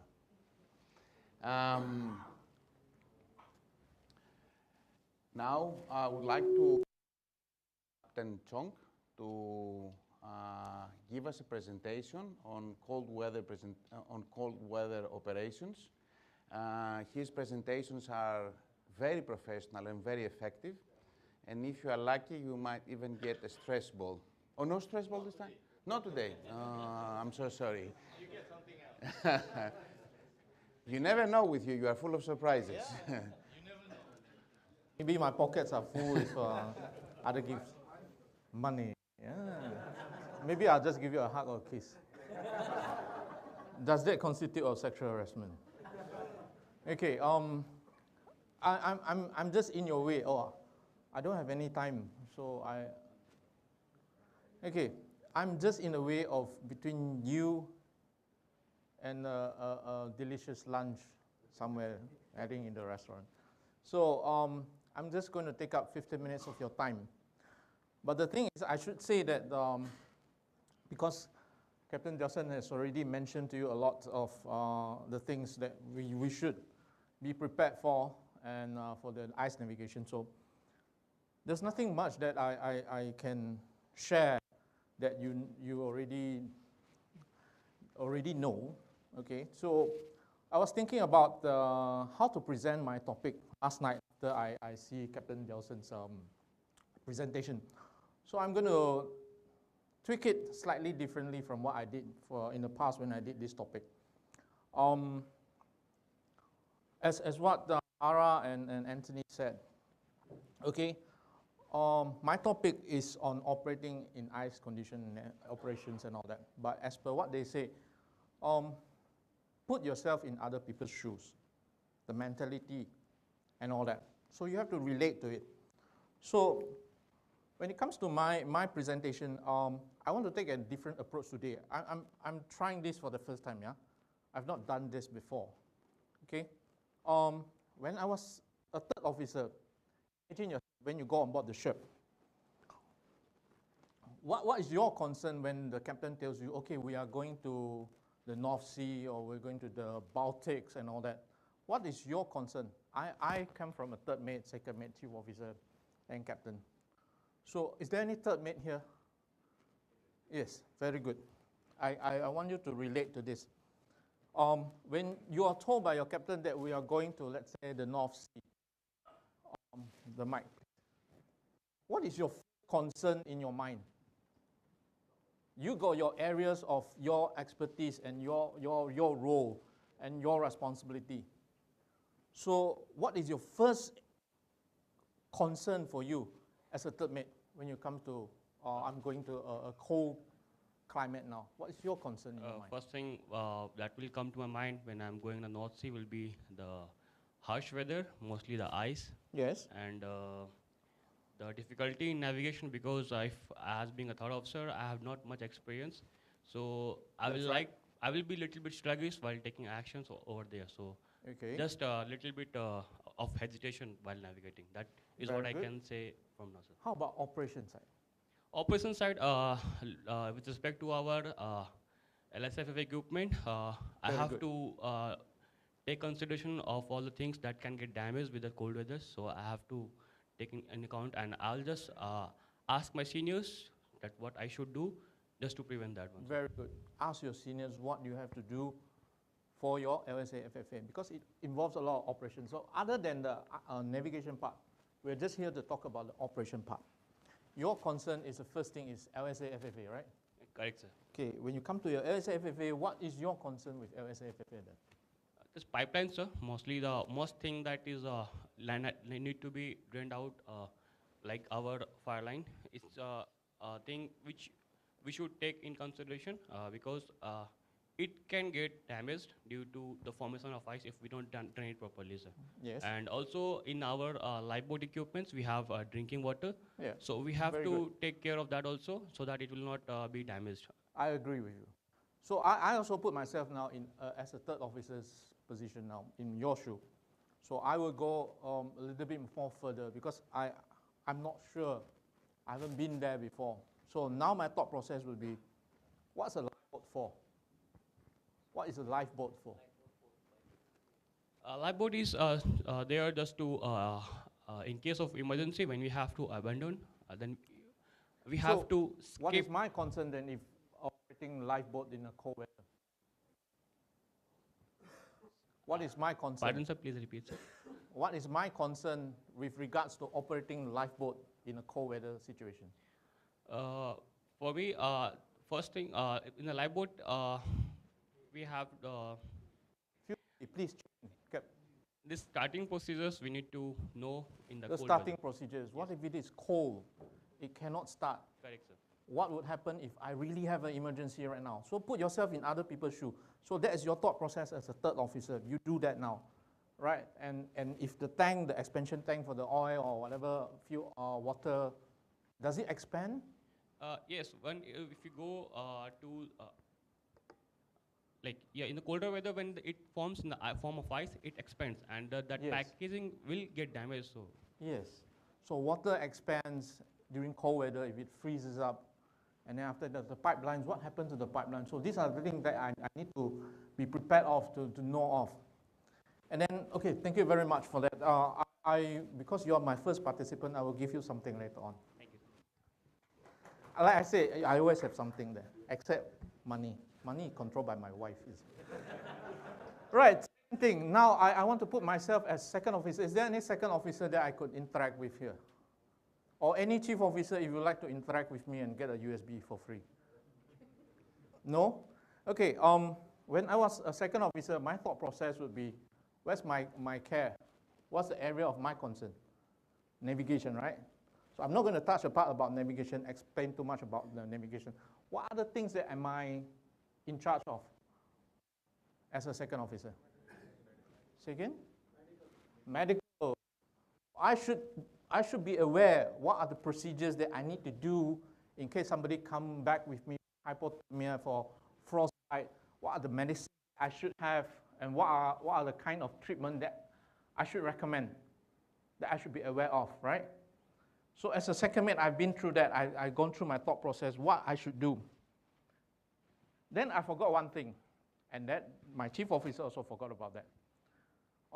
Back in maybe 19 or 2000, somewhere around 2005 or something, I was delivering ships, 6 ships that we were delivering. And then one of the ships that we have to go is we deliver from China somewhere in Nansha. Then a few days later, we have to go up after delivery, we have to go to Korea. And then it's supposed to be cold at that time. I don't really recall what's the temperature, but I think it could be around maybe 2 degrees or 4 degrees. And then everybody is happily planning for the whole trip. And then when it comes to operation part, the chief officer forgot to ordered the winter gears. And then imagine you 30 over people on the ship. Nobody thought of ordering winter gear. So your thought process, that means it doesn't occur to anybody as a chief officer, as a second officer, what is critical. So sorry, I'm still on my first slides. Yeah? If you don't mind, now that we have shared some thought process, can we all take out our mobile phone? Can you scan this Slido for me? And I would like to know from you, be it whether you are a captain, you are a chief engineer, officers, let me know what's on your thought process. What is your most area of your most concern, okay? When it comes to operating in ice cold condition. So actually this will help you and help me also.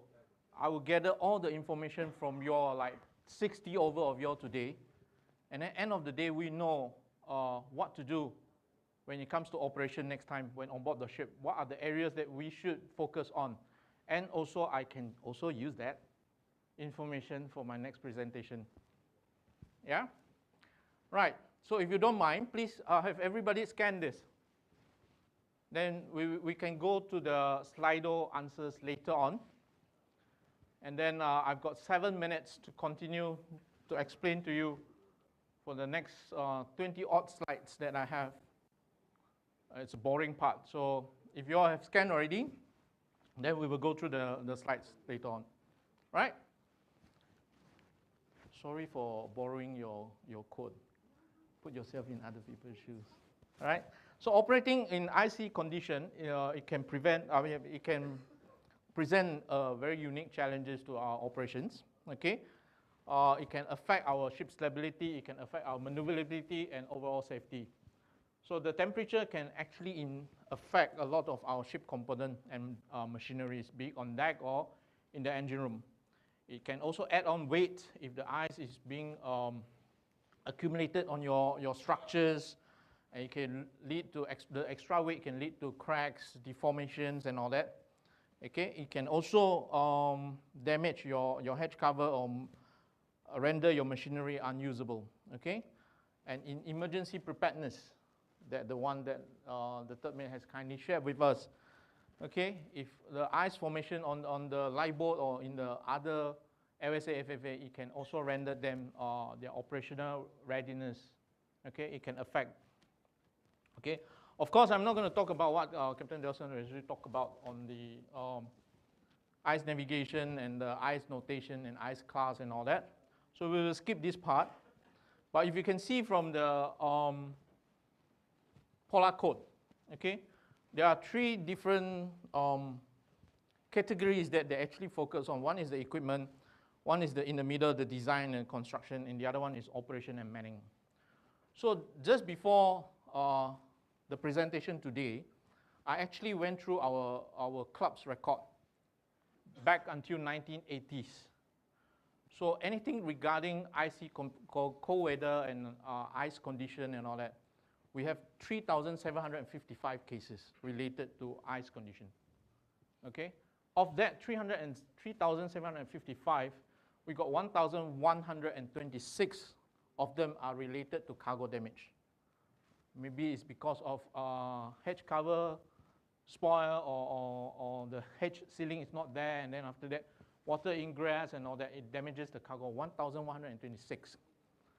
And of that, the next category that comes into my interest is 836, if I'm not wrong with the figure, 836 of them related to crew. Be it whether crew injured or be it because crew hypothermia, frostbite and all that. So these are the areas that we should focus on. Okay, operation and manning. That's the one that I'm referring to. All right. So generally, the ship is already designed, if your ice class, ice notation, that you are able to take in, you're able to navigate in areas of cold or ice, okay? And your ship is designed to be able to navigate in case of ice ingestion or freezing, increased viscosity of the liquid, seawater intake temperatures and all that, right? So what we should be aware of is the sufficient stability that we have. Can I ask you, we skip through all the points and all. Can I ask you, in case of stability in your tanks, is it better to have it in fresh water or seawater? This is an opinion from you all. Seawater. There must be a reason why you said seawater. Why? The density. So how does the density actually affect? Depression in freezing point. Yeah? That's a very good answer. Thank you, Poof. Okay, so if in case you're going to a cold region, does your company require you to exchange the ballast? Yes or no? Is it one of the criteria in the checklist? No? Who say no? It's not there in the checklist. Okay, maybe later on we should revisit the checklist and see. All right? Okay, right. There are certain types of technology or advancement already there. Some equipment is there to help you to prevent the ballast water from freezing up in your ballast tanks. Okay, but the important thing is for us is on the survival. Okay, survival during ice cold condition, you should be provided with a habitable environment. Okay, all the personnel must be protected from this effect of cold and the wind. The space that your accommodation should be able to provide you with thermal protection and to sustain your living there. And then after that, safe entry and exit points and means of communicate with rescue assets. Okay, so these are the things that we should have. Okay, other than the receiving up-to-date information about the ice information. Right. Okay, crew, on the other hand, should also be trained to treat cold weather-related maladies. Okay, whether it's because of wind chill effect, hypothermia, or frostbite. So I'm sure you have gone through already. Most of the second mate already know what to do with the frostbite and hypothermia. Okay, if possible, try to conduct drills and emergency response for cold weather operations. Okay. Now, there are a lot of points down here that I'm not going to go through each one of them, but make sure that the crew here on board the ship is provided with clear instruction on how to operate the ships safely in cold climates. Okay, means in place to ensure that the safe movement of vessel under sub-zero condition. Okay, crew should be familiar with, rather than you go through you already have a planned passage to go through a cold weather and then nobody order any winter gears. This is what we want to avoid. Okay, right. Consideration being given to the visibility, hours of darkness, preparation for de-icing the superstructure if required. Okay, lower your drinking water level and in the lifeboat and allow for expansion, and quit starting spray if you have to, right? Okay, inspect all the deck machineries, your accommodation ladders, pilot ladders. These are some of the points that actually I pick up from your checklist, your company's checklist. Okay, and also apply special polar resistant greasing to the wires, keeping the air vents clear from accumulations of ice and all that. And drain all your lines, the liquids and all that if you have to. Okay, ensure proper ventilation and heating is available. Right. Other than that, make sure that you test you test your equipment and the functionality of your cargo handling equipment before arrival. Okay, whether it's heated or prior to arrival, that you have to run the thing. The hydraulics before arrival. Okay, make sure your hydraulic system is filled up with fluid designed for cold. Make sure preheating is carried out. Portable steams are available on deck. Okay, protection of your batteries and other stored energy sources. Proper functioning of your engine combustion, your emergency generator. Now there's a question mark down there. It's as per your company checklist. You must be able to operate all your emergency generator and prevent freezing of the fuel and cooling water system until up to what temperature? Negative what temperature? Anybody know that? 32? Minus 32. Oh, minus 32 degrees is a lot. Yeah? So what I was reading was minus 20.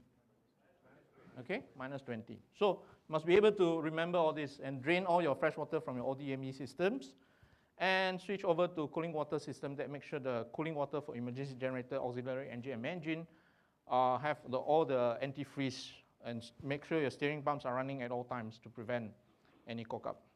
Okay, heating of the engine room, fuel tanks, and to maintain about 5 degrees above your transfer pump. I know that I don't have much time already. And avoid snow or ice from entering your cargo hold. Okay, most importantly, do your risk assessment. Okay, and spread salt or sand on the ladder to prevent any slipping hazards. Okay, sufficient clothing, that happens to my personal experience. Okay, protective clothing is very important. Okay, keeping yourself dry at all time, cover all your exposed skins and all that. Be aware of the danger of the hypothermia and frostbite. Working in pairs, keep out for each other, keep a lookout for each other, and prepare your bridge and engine room for ice-cold condition. So just before I want to finish the presentation, I want to spoil your appetite and make sure you look at the picture and look at it that this is the effect of frostbite if you don't take care of yourself. All right? Andres, if you don't mind, can we switch over to the Slido to see what is the opinion from everybody here? What's your biggest concern? Then we're going to wrap it up. All right. Weather, water, navigation, engine. So obviously the one with the most is DAC. I'm not sure what that entirely means. You all maybe have your thought process. Okay, what do you all mean by DACs, whoever written DACs? Machineries, is it? Exposed danger. Any other thing? Engine, generator, navigation. Yeah, of course, navigation. Antifreeze, steam, filter, chest. Right, that's something puzzle me, chest. Oh, sea chest. Right. I was thinking of the other thing. I'm sorry. My bad. Okay. Right, I've collected all this from you all. Okay, I'll make sure that I will use all your points, and now that I know your concerns, I'll use it for my next presentation. Okay, so obviously today I'm not a conventional presentation that I go through each of the point. I just want to bring up the point about you being inside the shoe of the other when it comes to operation in ice-cold weather. Okay, think about it, the thought process, what you have to do as your roles comes in and also other people's role. Okay, if I'm a good second officer, I could have reminded my chief officer that order winter gear.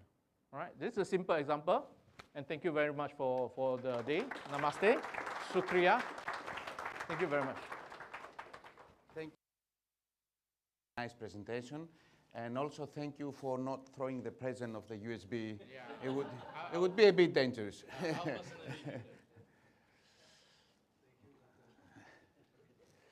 Okay, guys, it's lunchtime. Please enjoy yourselves and have a nice lunch. And be back just before 2 o'clock. Okay, so we start at 2. Thank you. So sorry again if I spoil your appetite with the picture.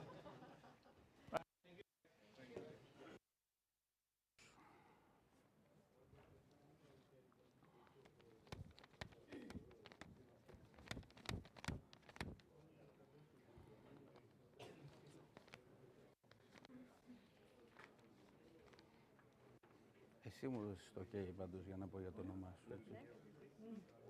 Μην μου πεις μετά.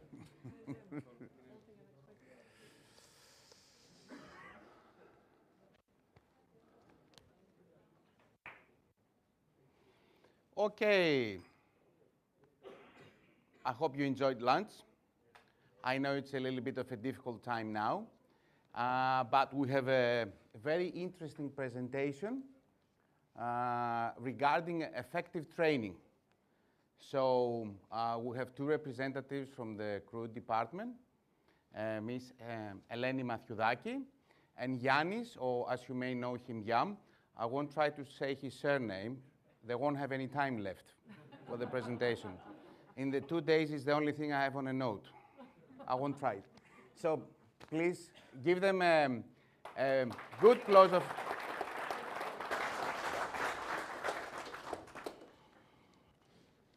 Hello, everyone. It's nice to be in front of you today. My name is Yannis. I will also not say my surname because I know that for those that you work with me during your contracts, saying my last name is one of the biggest challenges. I'm from the crew department. I'm a crew operator. And today we are going to discuss a very important subject, if not the most important in regards to crewing. We are going to discuss about effective training. And now my dear colleague Eleni will begin with the presentation. Hello everybody, it's very nice to be with you today in this year's forum. We're here today to discuss the effective training. Let me also introduce myself. My name is Eleni Mathiudaki. I work at crew department for 12 years now. I am mainly involved with your training and certification. As you all know, the proper training also helps you react more quickly and correctly and in dangerous situations that you may find on board, and also can reduce the chance for accidents and incidents. Seafarers training, of course, it's not a regulatory requirement, but it's essential for safety and efficiency. And also it can ensure that you can handle emergencies and comply with international rules and regulations and maintain operational standards. So to start with today, we have this four-level module. It actually evaluates the training that you do. Starting with level 1, it's reaction. So when you do a training, it matters how you react to this training. It measures actually your satisfaction, if you found the training engaging, and if it was useful at your daily routines. And level 2, it's learning. So this is about how much knowledge, skills, or attitudes you gain during this training. This can be acquired through tests, quizzes, practical exercises. And it's very useful for us to know that you have actually learned the things that you should about this training. Moving on to level 3, this is behavior. Behavior is actually how this training helps you to change your behavior on board your daily routines, and how you transfer this learning that you learn in your everyday life. And the last one, it's impact or result of the training, which is the most important of all. This actually evaluates what we have achieved, and if, for example, we can reduce the accidents that may have occurred,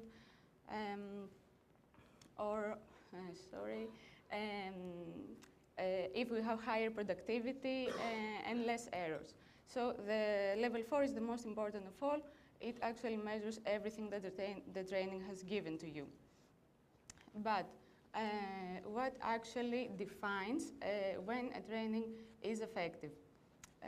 This actually comes from how well this training equips you with the necessary knowledge, skills, and competencies to perform your duties. Since, as you know, the maritime industry is a high-risk, high-regulated industry, and it involves high-risk environments. So the training effectiveness plays a critical role in safety, operational efficiency, and environmental protection.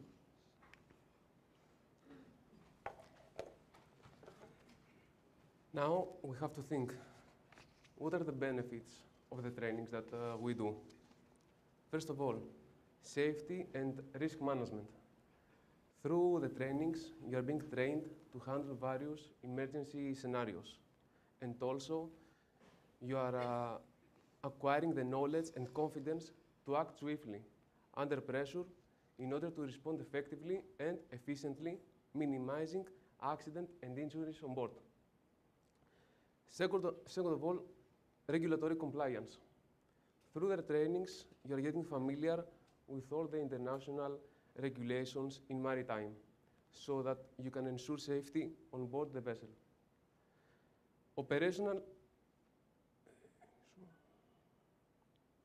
Operational efficiency. As you know, one of the most important things through the training is the knowledge and the practical skills that you attain during the course of it. Skills that you use to operate and maintain the ship's equipment, navigation system, engines, and machinery efficiently. Human element and teamwork. As most of you know, human element is the most unpredictable factor. Through trainings, it's important to improve the communication and the cooperation between you and the rest of your colleagues, so that on board the vessels, through the good cooperation, you will be able to handle all issues that may arise or may not. Environmental protection. Through trainings, it's important you're getting also acquainted with the importance of the environmental regulations, and you learn how to implement them in order to avoid issues, in order to handle waste, minimize pollution, and respond effectively to accidents such as oil spills or hazardous cargo leaks. Personal and professional development. As you know, the maritime industry is evolving and expanding daily. Every day we have new technological advancements, regulations, so we must always learn, train, and improve in order to get familiarized with the new things that come every day. Last, cultural competency and adaptability. Maritime industry is a global industry. Every day you are on board with different nationalities, Filipinos, Ukrainians, anything. So it's important for you, through the trainings, to get a better understanding of their culture and attain the skill to adapt. Because through this, through cultural understanding, we will be able to create a better cooperation on board the vessel. But we also have to think about the factors for effective training. First of all, regulatory compliance and industry standards. Effective training programs must comply with international maritime regulations in order to ensure safety, legal adherence, and operational efficiency. This is what makes a training effective. Second of all, practical training and modern technologies. As I said before, every day we have new technologies, new systems, so through simulators in the training centers, we attain the chance to practice real-world scenarios, so that when we face them on board, we will be ready to deal with them efficiently. Realistic and job-specific training. Every training, in order to be effective for you, has to be tailored to your rank, to the ship type that you will join, and to the operational requirements. Different needs for the deck, different needs for the engine, and also different needs per rank. Evaluation after training. As you know, we are always looking for your feedback in every aspect. So your feedback after you do a training about how the training helped you to improve your knowledge is also very important for us. Because through your feedback, we understand if the training that you did was efficient and if there's anything else we should do. And last, continuous learning and refresher course. As I said before, in this industry, every day there are new challenges, evolving regulations and technological advancements. So, for a training to be considered effective, has to be compliant and be able to help you understand and make you familiarized with all these new challenges every day. So moving on, what are the statutory and industry requirements? As you already know, STCW is the most important one. It's all the basic training that a seaman has to do according to his rank. And when we accomplish that, of course, there are other requirements like the SIRE. For example, recently for the SIRE 2, it was added that the engineers should do a refresher course in ERS. Then for bulk carriers, we have RightShip requirements. And additionally, we have some vessel-specific requirements. For example, depending on the vessel you join, you will have to do a specific training for the egg dish that the vessel is fitted with. Also, if there is an ME engine, then also engineers have to do a specific training for this.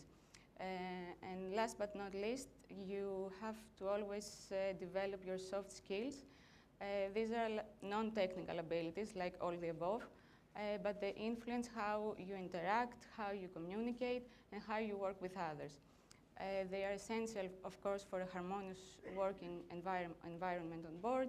They can reduce conflicts, and they ensure that all operations run smoothly. The effective communication, leadership, and teamwork are very crucial in managing the complexities that you face on board in maritime operations, from routine tasks to emergency situations.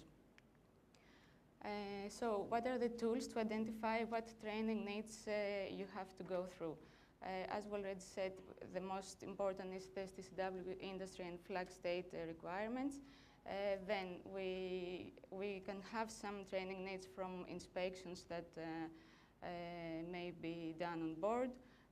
Also, after an incident or accident, training need may arise so that the incident will not occur again in the future. And most important one is the evaluation reports, because when you complete the evaluation reports and you send them to us, we go through them and we identify what training you have reported that someone should do. So we arrange this through the CENMAR offices. And last, we have the training superintendent visits, where we also get some training needs from there. All of you must now be familiar with the training platform. This is actually designed to meet our company's needs. It contains actually more advanced courses, and this can be done from your home. You can start the course, pause it, and continue later. It's very easy to log in and do the course. It contains company-required courses, and they arise from the latest industry demands, of course. Each of you has his personal profile. You can log in, you have your personal credentials, and you also have your training history maintained there in the platform. At the end of the lesson, of course, there is an assessment, and when you complete it, the certificate is issued. The platform is updated always from time to time, so that it can always include the latest industry requirements, so that you are all up to date with the latest requirements.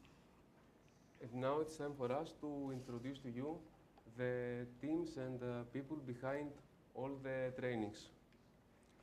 The team from the head office in Greece. The team from CENMAR Ukraine. Team from India.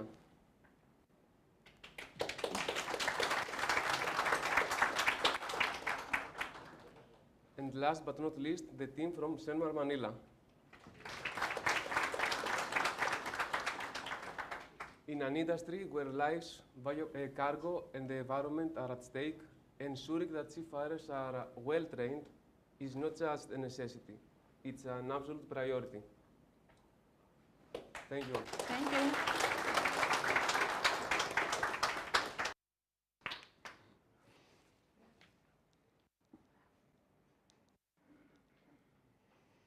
Thank you very much. It was very enlightening. And now we shall proceed with something you should never do. This is cargo contamination. George Stavrakis from Operations Department will join us to present to you some very interesting topics on the subject. Thank you, George.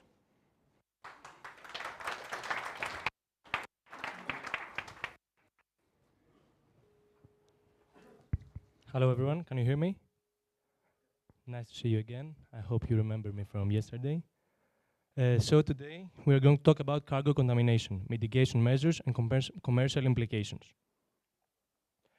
First of all, we have to examine why is it so important to prevent cargo contamination?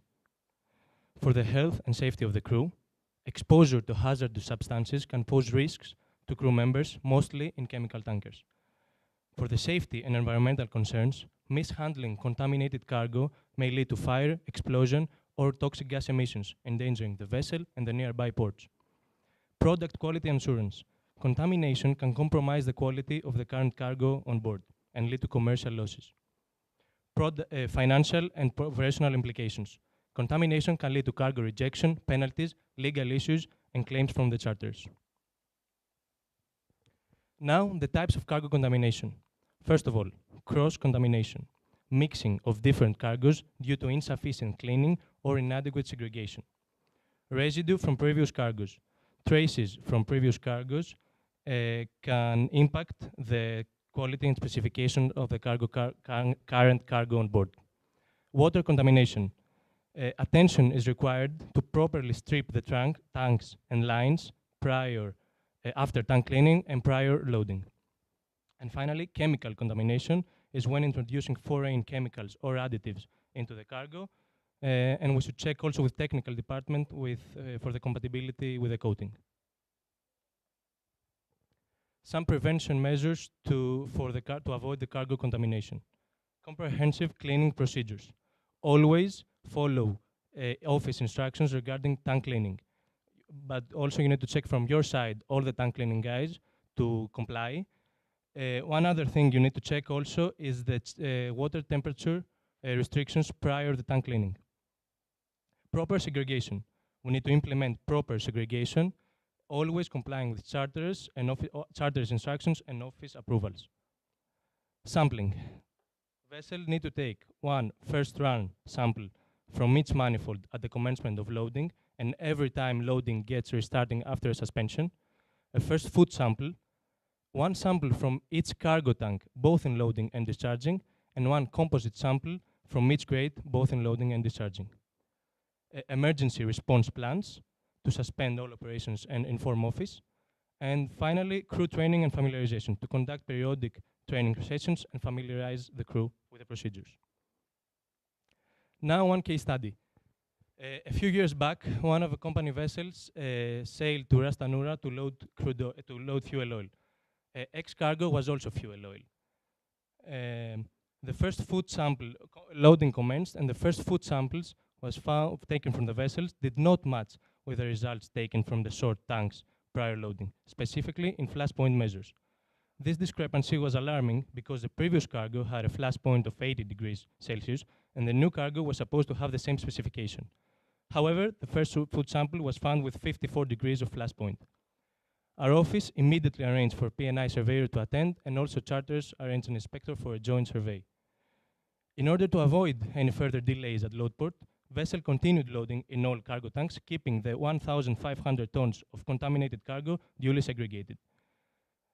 Hopefully, due to the good cooperation we had with the charters, it was eventually agreed to continue loading and equally spread this contaminated quantity in all the other tanks.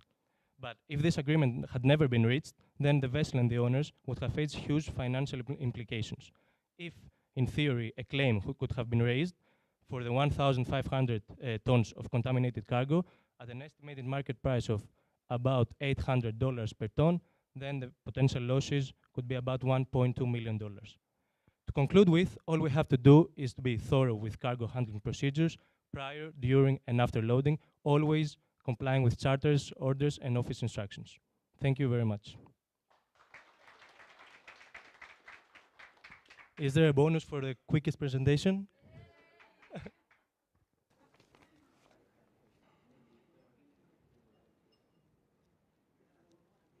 Okay, it seems there is going to be no millionaire. So we can go on with our schedule. And we're going to have a presentation now on security culture by Mr. Yorgos Stavrakis, who is the most efficient presenter. So please welcome Mr. Stavrakis.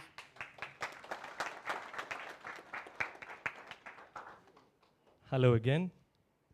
They liked my previous presentation so much that they changed the schedule. Okay, so in this presentation, we are going to talk about security culture. As most of you know, CSO of our company is Mr. George Koutroubousis. You may know him as GDK. And as of January 2025, we have 3 new DCSOs, Mr. George Karathanos for Fleet 1, Grigoris Kamaras for Fleet 2, and Lydia Mavropoulou for Fleet 3.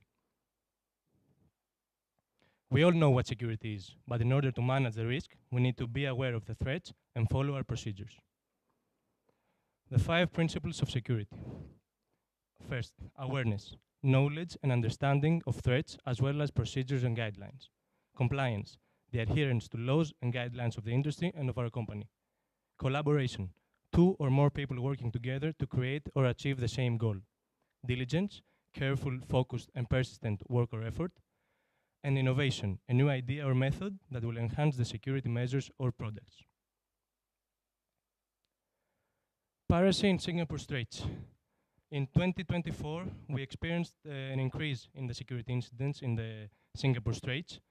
The majority of the incidents involved bulk carriers heading eastbound in laden condition with a speed of about 11-12 knots and freeboard up to 9.5 meters. But lately, also tankers and LPG carriers have been targeted too. The perpetrators have good knowledge of local waters and looking for vessels with relaxed security measures. In many cases, the perpetrators were armed with knives or gun-like objects, but most incidents resulted in no injuries to crew members. Now, Red Sea. I think you're aware of the Houthis and the Red Sea transit. Who of you have transited the Red Sea in the last year? Great. So you may be aware that as of January 2025, Houthis announced that they would cease attacks on all vessels except for those that have direct relation with Israel. However, in order to be on the safe side, we need to keep our security measures and implement our precautions. Passage plan information and AIS instructions will be given case by case by the DCSO and the operator of each vessel. Also now we have direct contact with the American Navy and the ASPIDES and many other military organizations, so whatever we may need, they can assist us directly. And it is needless to say that a fully trained armed guard team will be hired to assist the vessel at all times during the Red Sea transit. Piracy. The threat of piracy has emerged again with the pirate action groups acting in the Gulf of Aden and Indian Ocean. Pirate action groups aim to take advantage of the attention of the southern Red Sea with the Houthi attacks and attack in areas where crew are sailing with relaxed measures. Security preventive measures should be carefully adhered to, and so we need to remain vigilant during Indian Ocean transits as well. Access control on board. This is vitally important for preventing any intruders or unannounced visitors getting on board. This is also a good opportunity to mention that a new implementation, gangway alcohol watch checks should be made to all joiners and all crew members that are on shore leave, and all officers should comply with this. SSP should be implemented at each and every port without exceptions, even at ports considered absolutely safe. Complacency is not an option when it comes to security. Patrolling and controlling restricted areas should be smartly organized with the use of seals, locks, and surveillance equipment where necessary. And finally, security measures should not undermine safety. Security and safety should work in hand to achieve a well-balanced approach. Just like your cargo with visitors, make sure there is no ROB. Whoever comes on board must disembark. Keep in mind also that sometimes potential stowaways might be blended with assisted with stevedores, watchmen, terminal representative, etc. And finally, let's not forget about cyber threats. Don't click on suspicious links or attachments. Verify the sender details before responding. Don't give away your passwords. No legitimate company will ever ask for your password. Use strong and unique password for each account. Free stuff is not free. Be cautious of free downloads, giveaways, and online offers. Scammers use free bait to steal data and install networks. And finally, our IT department here is a bit from yesterday, maybe had too many drinks. And finally, avoid public Wi-Fi. Public networks are not secure. Please, your hackers can intercept data. Avoid access sensitive accounts on public networks. Thank you very much for your attention.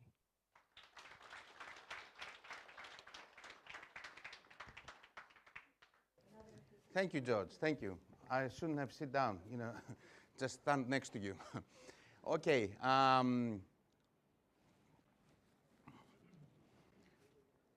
In these forums, you hear a lot about safety, you know, instructions, procedures, ideas, cultures. But I think the most important way to make safety effective is to take safety personally. This is for you, for each one individually. And your DPA, Mrs. Moretti, will present to you all about making safety personal, a personal issue. Please, Ellie.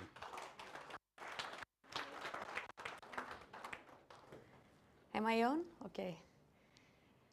Where is the pointer there? So, make safety personal. When I start this presentation, I have as a lucky charm to say to you that I am so proud to be part of this company and this family where we have never lost a life throughout the years because of an accident on board our vessels. And we should all be proud about this amazing statistical fact. So what can we do to take safety personal? How can we make it a personal affair of ours?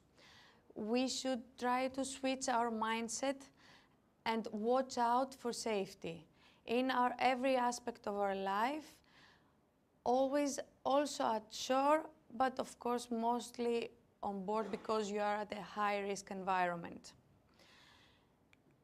How we watch out for safety. Another statistic here of the last year, these are the numbers of our UDs. It doesn't matter that it's not very clear, but you can see that the biggest one, because we analyze the root causes with this graph. So the first one is complacency. It seems that complacency is the most common root cause in every incident and every accident. But on the bright side, we see here that more than 50% of our fleet, both tanker and dry vessels, remained accident-free for year 2024. The list is very big, and I was really glad to see these statistics, say that it made so much sense and made me so happy. Plus, there is a smaller list on the right where it shows which are the vessels that have never had an accident since delivery. And this year we have introduced a rewarding system for the incident-free vessels. This is the poster we ask from the vessels to post, and this is an example of an incident-free vessel, CENMAR Goa. Well done to you, to all of you.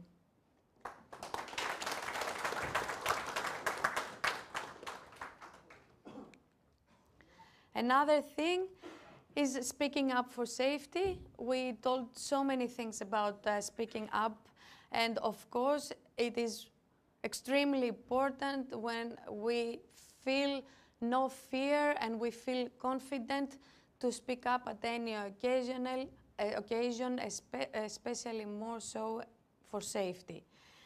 Because there are surveys that show that only 2 out of every 5 unsafe situations, we have someone to come forward to speak up. And Anthony earlier today explained to you most of the reasons why people are reluctant to speak up. And that is why we have our stop work obligation and our last-minute risk assessment cards. But these are not just simple cards. These are tools. These are safety tools which you need to believe in. You need to use them. You need to motivate your colleagues to use them as well whenever they can. With Plutarchos, we designed your new coveralls to have a dedicated pocket for your safety cards. Our purchasing manager is trying to have across the fleet and across all nationalities the same Marine Trust and Trust Bulkers coveralls, and with the safety cards pocket and many other convenient aspects. So all the reasons that can make someone not to speak up, if it's not fear and it's something like else, cannot compare with the grief someone might feel if he saw that there was an unsafe condition, an unsafe situation, and he didn't do anything, and then something bad happened. The feeling is terrible. And again, this is relevant to what Hara said earlier about commending someone. I mean, instead of criticizing and instead of saying only, I saw unsafe condition, I saw a weak signal, I saw a near miss, which is good, and we need that, but at the same time, why not bring up safety even if nothing is wrong? To give a compliment to some of your colleagues that follow a safe procedure or take initiative about best practices. Sorry, we have a video. Daryl works in the processing plant. He is working with his crew when he looks up and notices two leaders approaching from the main office. This can only mean one thing. They are about to conduct a safety observation. He subtly reaches for his two-way radio. Ducks on the pond, he says into the radio. I repeat, ducks on the pond. Daryl looks around the worksite and sees a flurry of activity. Everyone is quickly putting on their gloves, addressing any obvious hazards and ensuring they are following the correct procedures. Ducks on the pond is the known code for leader approaching, and everyone knows exactly what they need to do when they hear it across the two-way. With a work culture like this, there's no wonder the data doesn't match the observed behaviour. The challenge from here is to create a culture where people choose to do their work the safe and correct way because they want to, not because they have to. So, I expect from our safety culture, our extended family safety culture, to be that I don't do this because I have to show it to someone else, but to get home safe, but for my colleague and for myself to be safe. And I know you don't believe that, and you don't think that we are the ducks or that the inspectors are the ducks, and you act only safe when they are on board. So I just put this video because I thought it was a bit funny. I hope you don't believe in this. And again, the 5 principles of human performance that was analyzed today in the morning by Anthony. And number 4 again, context drives behavior. It is a good example that people do act safely, think safety, make safety personal because they want to, not because they have to.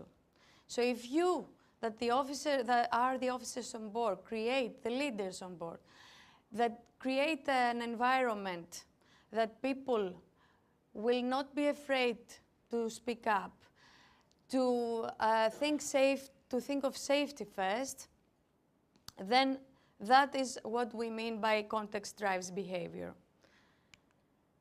And the only reason, of course, we do that is to get home safe, for you to get home safe. And how you can get more personal about your safety? Yesterday, it was lovely to see you in a different context with your families, with your wives and children. It was really heartwarming. The whole night was lovely.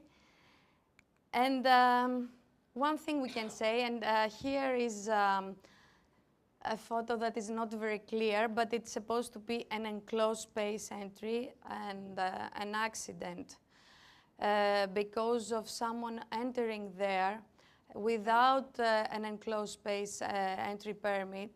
And if you change your mindset and think, would I ever send my son to inspect an enclosed space without a permit? I'm sure the answer is always, of course, not.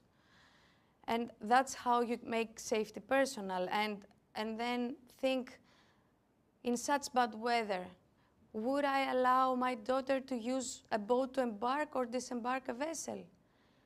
Again, I know the answer. The answer is obvious. There is another video.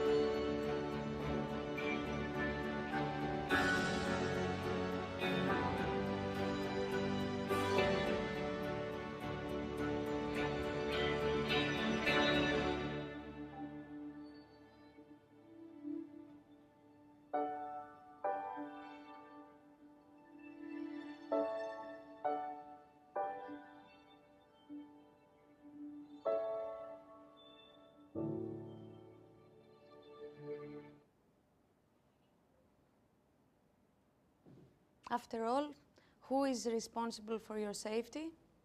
You open this cabinet and see that behind it, it is a mirror. Thank you.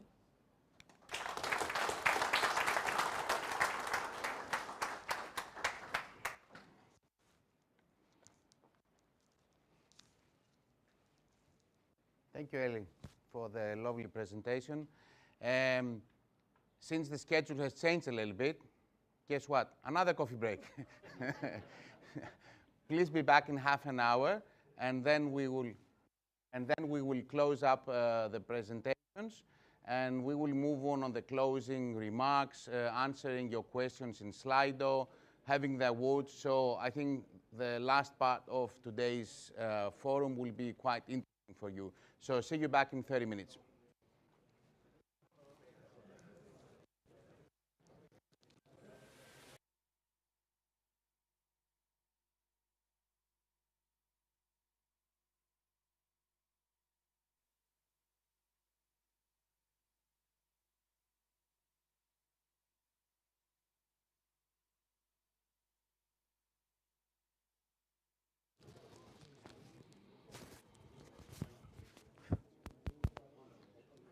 Okay, I think we're all back now.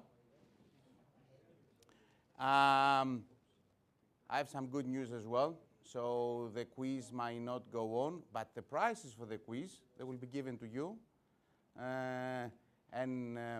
Mrs. Moretti will present the random names that were taken out of a lottery for the prizes of the quiz. So that's the good news.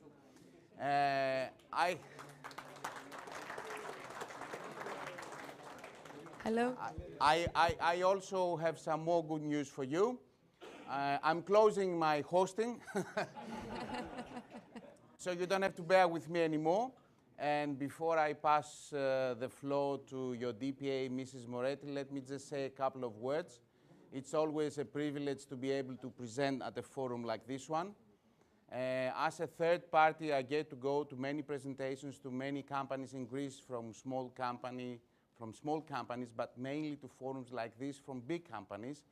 And let me tell you that what you have managed to develop and achieve all these years, apart from the figures, the success of the company, your safety scores and everything, the culture, the bonding you have managed to develop between the offices, between the people, between the seafarers and the people in the office, it's very unique.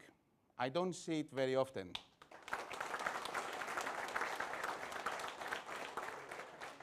So well done, guys. If I was a seafarer, I would work for them.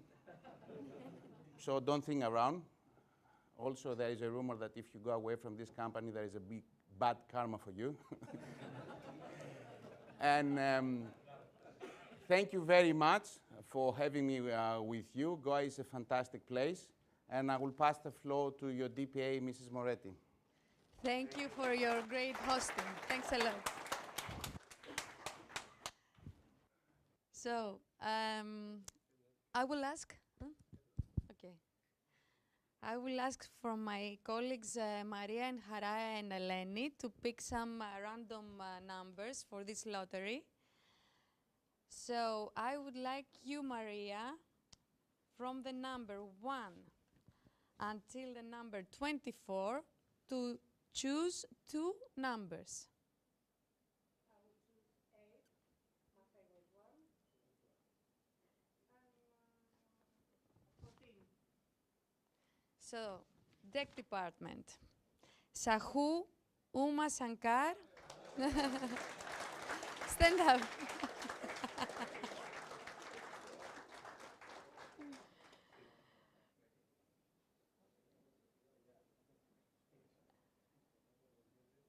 Thank you, man.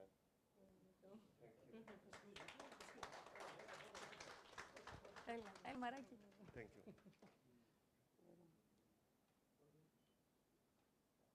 Thank you.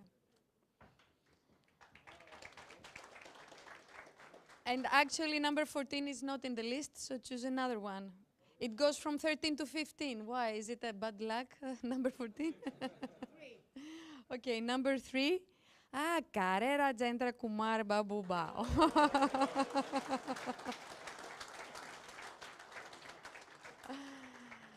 A small present to keep you fit.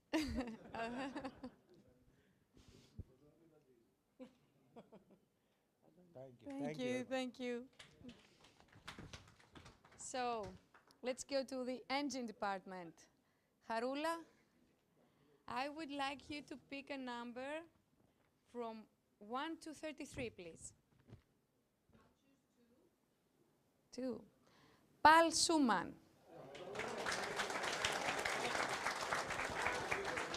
Congratulations.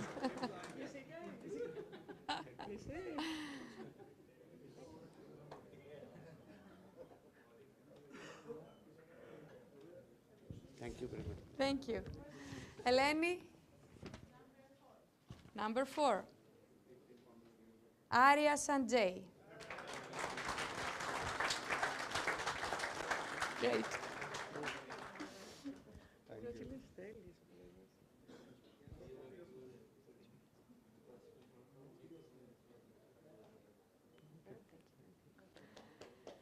Thank you so much, guys. And now I will pass the floor on to Anthony, because I know you have some questions that you need to be answered. Thank you.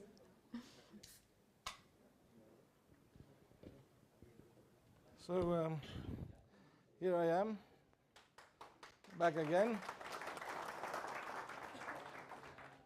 I understand that you use a Slido a lot, so it seems that this will take some time. So I will take a chair here to address all your questions. It's going to be a bit difficult. So you used it quite extensively. I have a big screen here with all the questions, but I don't have my clicker. So thank you very much, first of all, for taking the time to enter into Slido. And we can get going. What a surprise. I was taken by surprise by this very first question. And I will use it to demonstrate how you can create an environment of safety by active listening. So, like we said before, I am actively listening to you. I think the last salary increase was about a year and a half ago, 23 for all the nationalities. We haven't done anything yet, and we haven't even opened the discussion, but I understand it is due. It's not overdue, but it is due to open this discussion, and I will do it promptly. This does not mean that I'm promising something, but it means that I've heard your concern, and I will get back with something hopefully positive in the near future.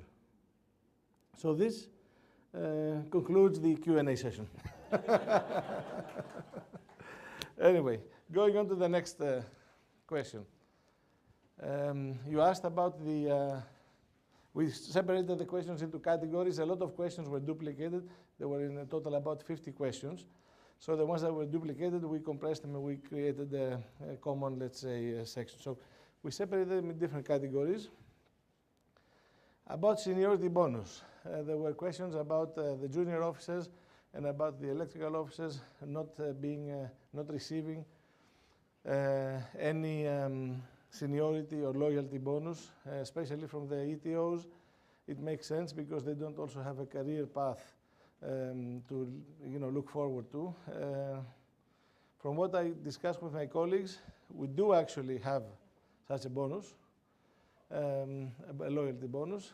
The problem is that it reaches a plateau on the 5th year, and unlike the other nationalities, here in India, this is applied. It's a bonus that is relative to the years in service, not to the years with the company. So it's not essentially a loyalty bonus. So most of you achieve this plateau from the beginning. It's part of your salary, so it does not appear like this. We have received in Philippines and in Ukraine, this seniority bonus comes with the years in the company. But again there, we have received similar requests from officers who have been with us for a long time. And again, this has reached a plateau, it's reached the maximum, and it is fixed after that. So we have discussed internally, and I believe there will be a change with this to create a further incentive year after year, even for the people that are with us for 15 or 12 or 10 years, to still have something to look forward to. So I believe this is something we are working on, and you may hear something about it very soon. Again, no promises, so thank you.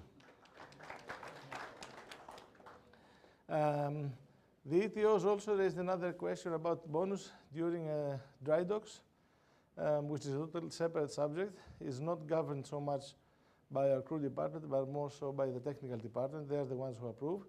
And I don't know if Apostolis want to say something about this. I believe that these bonuses are given on a case-by-case basis, depending on the ship and the superintendent who attended the ship, but also taking into consideration the relative salary of every person, the wage scale. So would you like to add something, Apostolos? Mike? Microphone?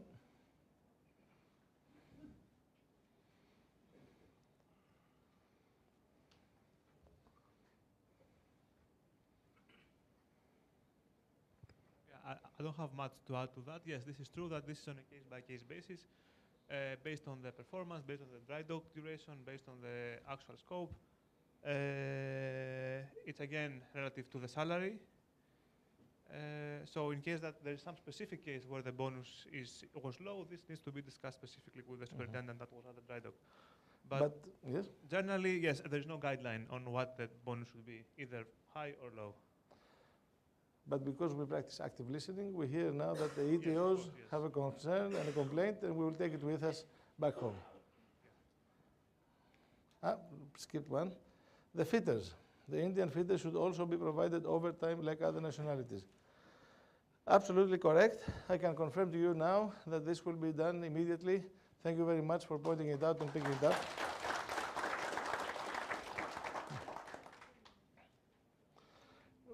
Of course, a lot of the questions were relative to your terms of employment and to the various benefits that you receive, so we'll go through this. I know they are important to you. It's a good opportunity to address all these points. Contract duration. I think it's about maybe 15 years that we have been discussing this, or maybe more. And it is a constant request, I understand it. We started out many, many years ago, it was 6 months plus or one, then now it's 5 months plus or one, if I'm not mistaken. And I know people want to come back on the 4th month, and now maybe people want 4 plus or minus 1. We haven't got around to accepting and working in this way at the moment. The other nationalities, as you know, they're around 6 months, maybe again plus or minus 1. Reducing the contract duration creates additional workload, additional expenses, the need sometimes for additional crew. It upsets the planning. We will discuss again. I can promise you we will discuss again. I'm not so optimistic that we'll find a solution, but I hear you. We'll have another go and discuss again because situations change. I know the work isn't easy. It's a hard work and it's a hard life. I will do my best. Pension scheme about the officers. Very recently, a few years back, we managed to do the insurance, the medical insurance coverage. And to be honest, we tried to be fair and we extended it. I think we started, Maria, we started here in India, didn't we? We started in India, or no? Okay, and we extended now to the Philippines, and we extended also to the junior officers in the Philippines, I think, after that. We are trying to keep a level playing ground. We have discussed about this, the possibility of a pension scheme. It's something that we need to apply throughout. It takes a lot of time, a lot of investment from our side. We haven't got around to it yet, but it is something that we are considering. Family on board. This is a unique request, I mean, coming only from India. The other nationalities are not interested about the families. Maybe they create them while they're ashore, I don't know. We are going to have to say no. We used to have this policy a long time ago.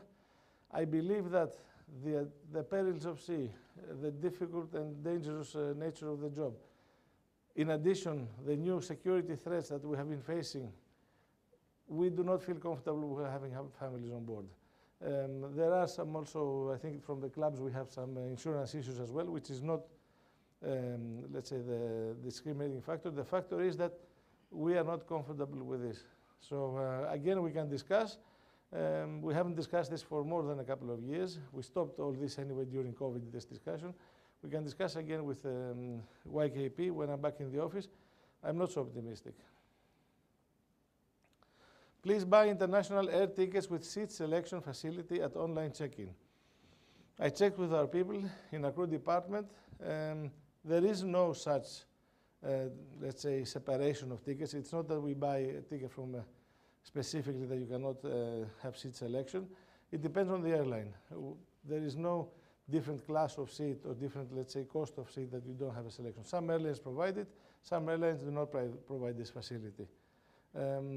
Yes, we will work with all the airlines. We don't use the low-cost airlines. We only use the IATA members.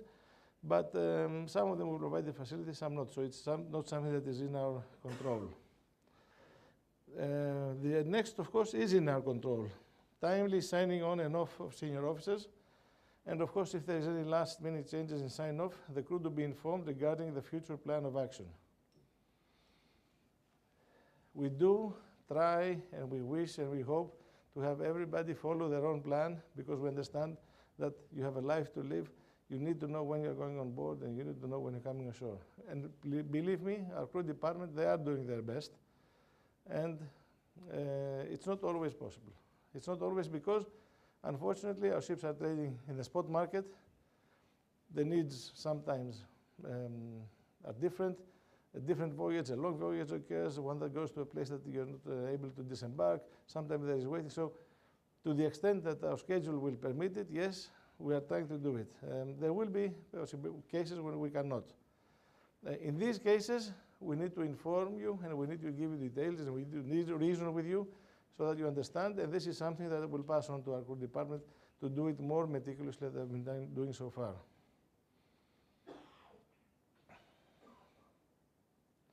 During joining, we have to stay longer in the hotel sometimes. That time we get only basic wages. Please consider giving full wages since departure from India. This is part of the contract. It's same for all nationalities. The basic wages are paid during a transit time. What I can consider is that if there is an exceptional case, for example, last year or the year before, we were taking delivery of a bulk carrier. We had already flown in the crew, and during the underwater inspection, there was a damage found. And this damage took about 1 month to rectify. During that month, the crew was waiting at the hotel to go on board the ship. If we have an exceptional case where the duration is exceedingly long, yes, we can do it, and we cannot do it as a wage, because then we have problem with our accounts department, because everything is done automatically. The dates when you join and so on are uploaded automatically. We can do it in the way of a bonus and so on. But this will be in the exceptional case where you have something that goes wrong, and this stay is exceptionally long. Defect reporting system. It seems there is some uncertainty about when and how to raise a defect in our defect reporting system. I would like Ellie to maybe help me on this one.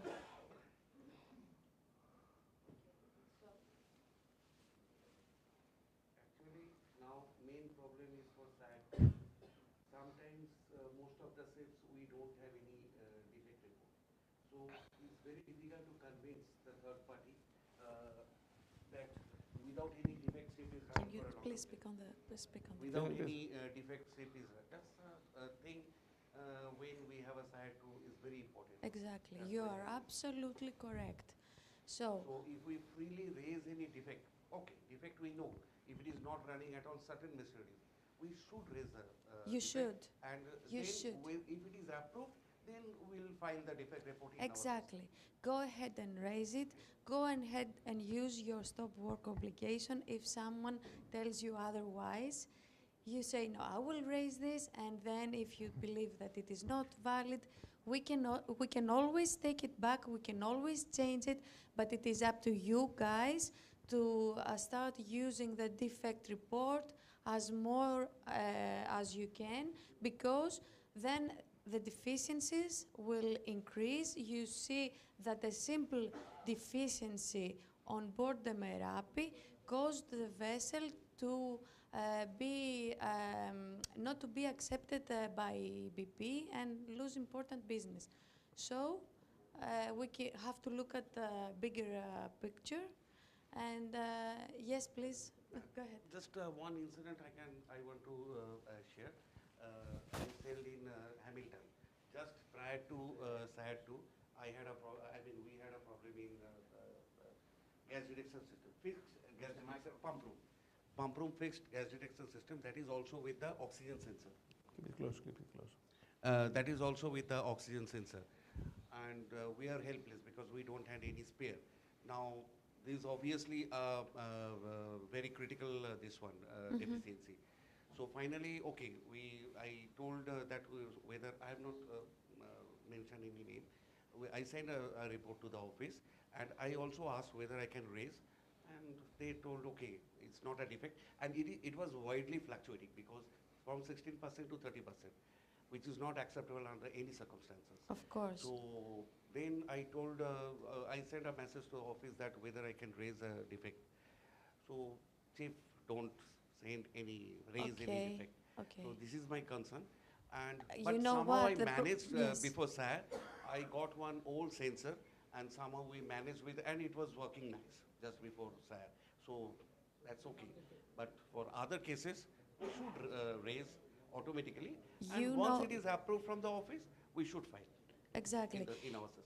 You have the experience to know what should be raised as a defect. Some of them should be reported to class, to flag. It is a very important mechanism and we should support it. But you know what, sometimes now that this requirement with SIRE 2 is also not so familiar to the people of the office as well.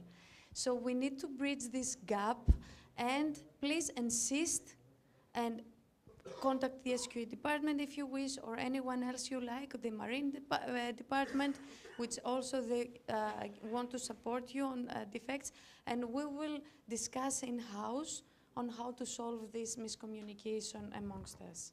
Because this type of defects we just cannot hide. Of course. It's just not possible. It is in CCR and everyone can see, and Of it course. happened also. You are absolutely and correct. initially in the preliminary meeting, the surveyor used to ask whether we have any deficiency or not. If I say we don't have, and later he, identified any deficiency, then We it's are all not- going to be in trouble, yes, not that's a just big you. problem for us. Would you like to add something? Yes, I just wanted to add, you remember yesterday we discussed SIRE 2. So question number 4.2.1 requires that at the opening meeting, the master presents to the SIRE inspector a list with all the current deficiencies and defects. And SIRE 2 explicitly says that everything that is a deficiency or a defect means the word defect on board, it should be handed to the inspector unless it actually happens, during the inspection. Now, if you do not present this list, or if the list you present to him is not corresponding to what is actually happening on board, or doesn't include all the defects, then you're running a very serious threat, which is that he will find them out, and not only he will write the defect issue, but he will also issue a human-related deficiency and negative observation, which it depends on which PIF, remember the PIFs we discussed yesterday, the performance influencing factor. It depends on which factor he will choose. He will also issue such a deficiency. And the reason that your vessel was not clear, I think it's because it shows that one of the most important self-correcting elements of your management system, that is the defect reporting system, is not working. So if you cannot report and correct your deficiencies in an orderly fashion and manner, then they will not trust you that you can manage safety on board. It's a major issue, the defect reporting system. So I would strongly recommend that you clear that, and you either change your procedure or you implement what's inside the procedure. Another big concern is, okay, sometimes we don't have any defect, in the defect reporting system. And it's very difficult to convince anyone that a ship running, old ship, 15, 16 years old ship, running without a defect for a long time. We're with you, we agree with you, and we thank you for bringing this important issue up to discuss, and we will take it also to the office. Thank you, ma'am. Thank you. Might I please add that what I discussed earlier about speaking up also holds here.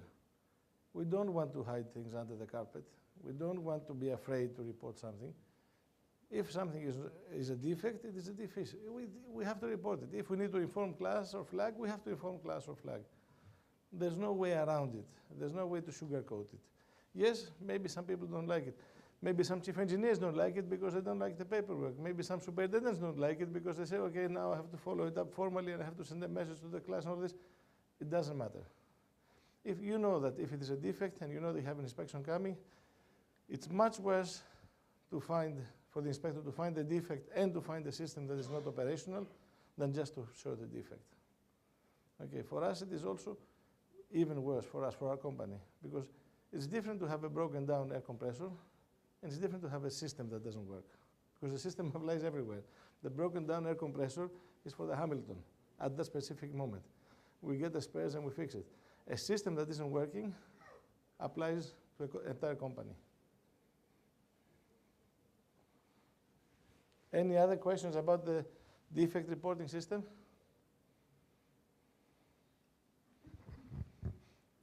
Moving on to another topic that is, of course, very important. We combine provisions and purchasing and victualling. So the first thing that you have suggested is regarding the cooks, and we need to have cooks that have been professionally trained. And also there was a recommendation about having Indian cooks recruited. Those of you that are with us for a long time, maybe you remember in the old days we used to have Indian cooks. We had this, let's say, experiment. It didn't go very well. I'm not sure if it was bad luck or something else, but again we switched back to Filipino cooks. The cooks that are going on board the ships that are manned with Indian officers, they do undergo training. At the establishment of Hara, would you like to say something about that? There's an establishment in the Philippines that does training specifically for Indian food. Plus, we have a nutritional program that we are running now as a test. Hara, please. First of all our cooks undergo a 5-day enhanced cooking course. And those that attend Indian manned vessels with Indian officers, as you said, they also undergo Indian cooking course.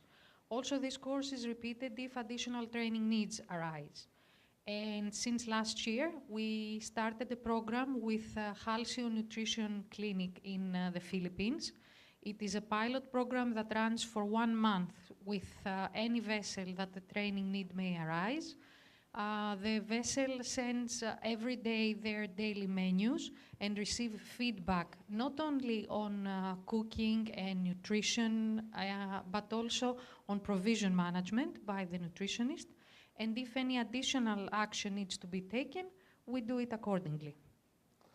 Thank you, Hara. I would like to add that we also value your feedback, especially the masters.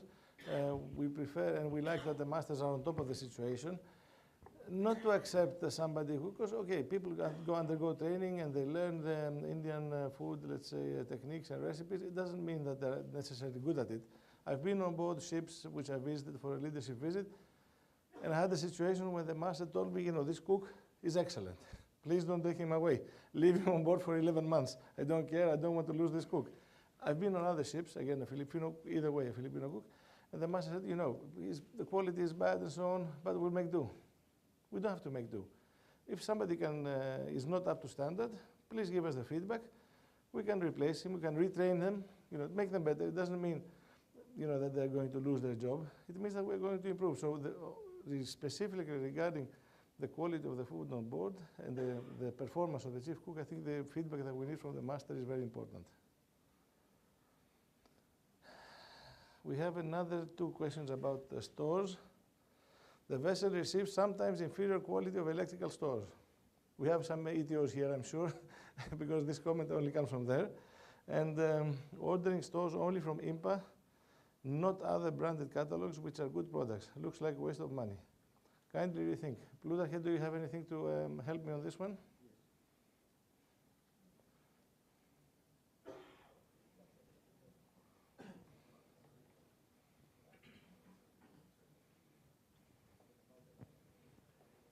Regarding the inferior quality of tools received on board, that's why we have said many times, yesterday and today, that we need your feedback in order to know from which supplier we purchase this inferior equipment or tools, so that we can, of course, with your proper feedback, in order to raise our complaints to the supplier and know that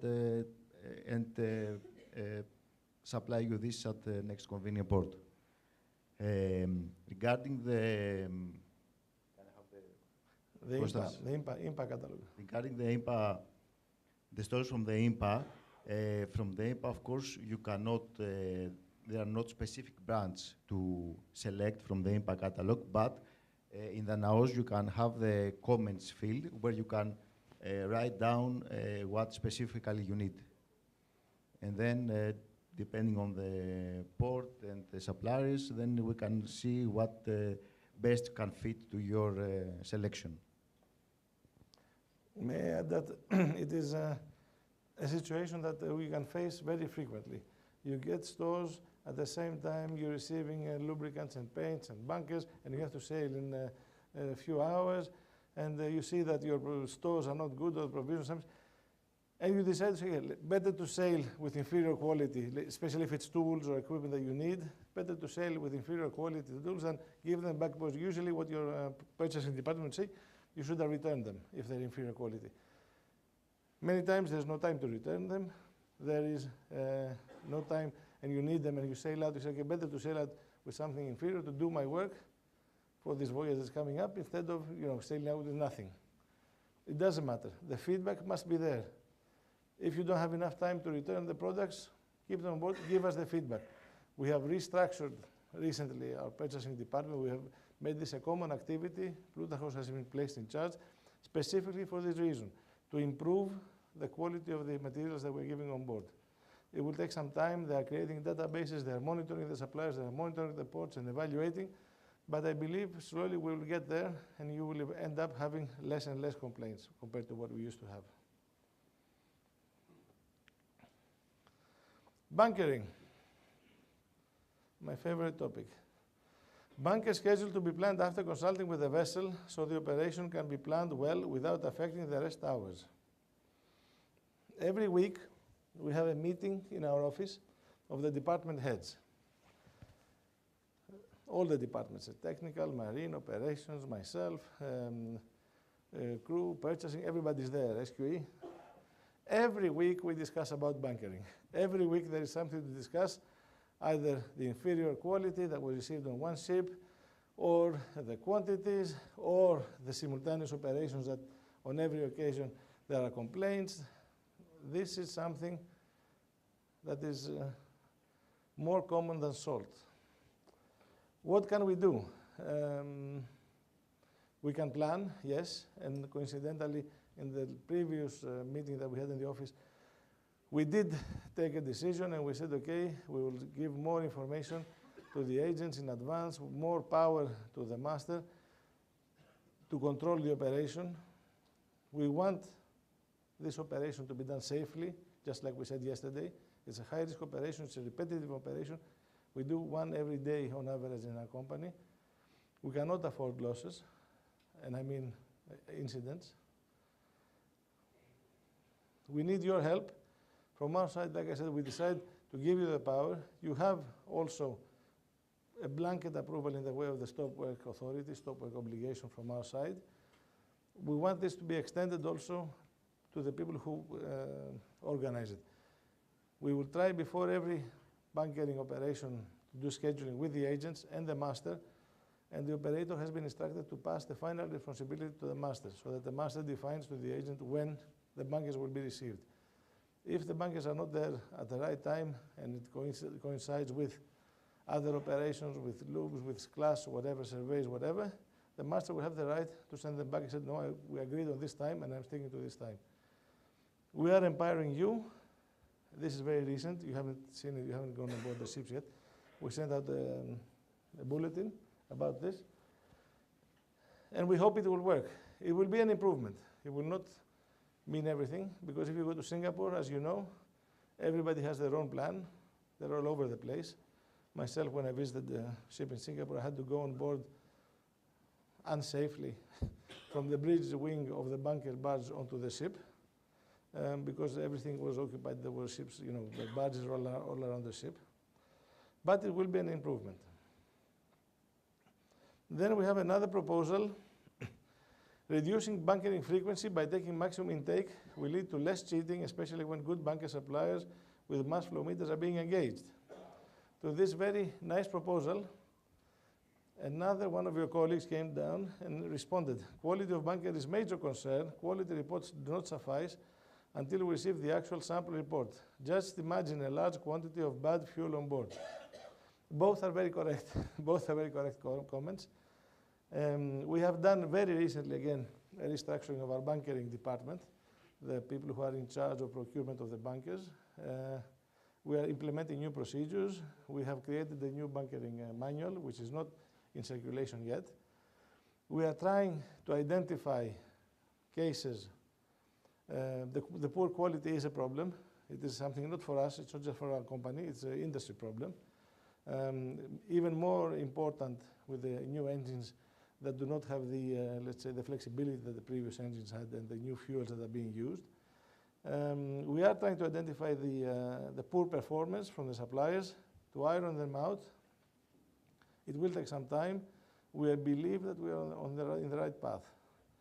The proposal about more frequent bunkering operations, yes, it is good. We agree 100%. We want to reduce the risk. It's not only reducing the risk of additional operations, it's also reducing the time allowed, so you gain actually time from frequently stopping the ship from port to port. But the other concern is also valid. We must be certain we are receiving bunkers from a trusted source that will be up to standard, because we do get bunker supplies every week. Like we said, we discuss about bunkers. Now on a couple of ships we had like 500 tons here, 600 tons there that are bad quality, and we need to see what we're going to do about them. Either burn the boiler or try to do debunkering. Imagine if it's a larger quantity, it's much more bigger of a problem. So thank you for bringing this up. Being extensive bunkering checklist NRA with a process of opening manifold and collecting samples from bunker tank manholes, which all additional to the list. I'm not sure I understand even the question. But I can say that we have a new process, a new procedure, like I said, was going to be issued, hopefully addressing all the stages of bunkering, from the very first moment that you decide to take bunkers on board until after completion, until after how you handle poor quality reports and so on. So I believe this will also be addressed there. Would you like to add something?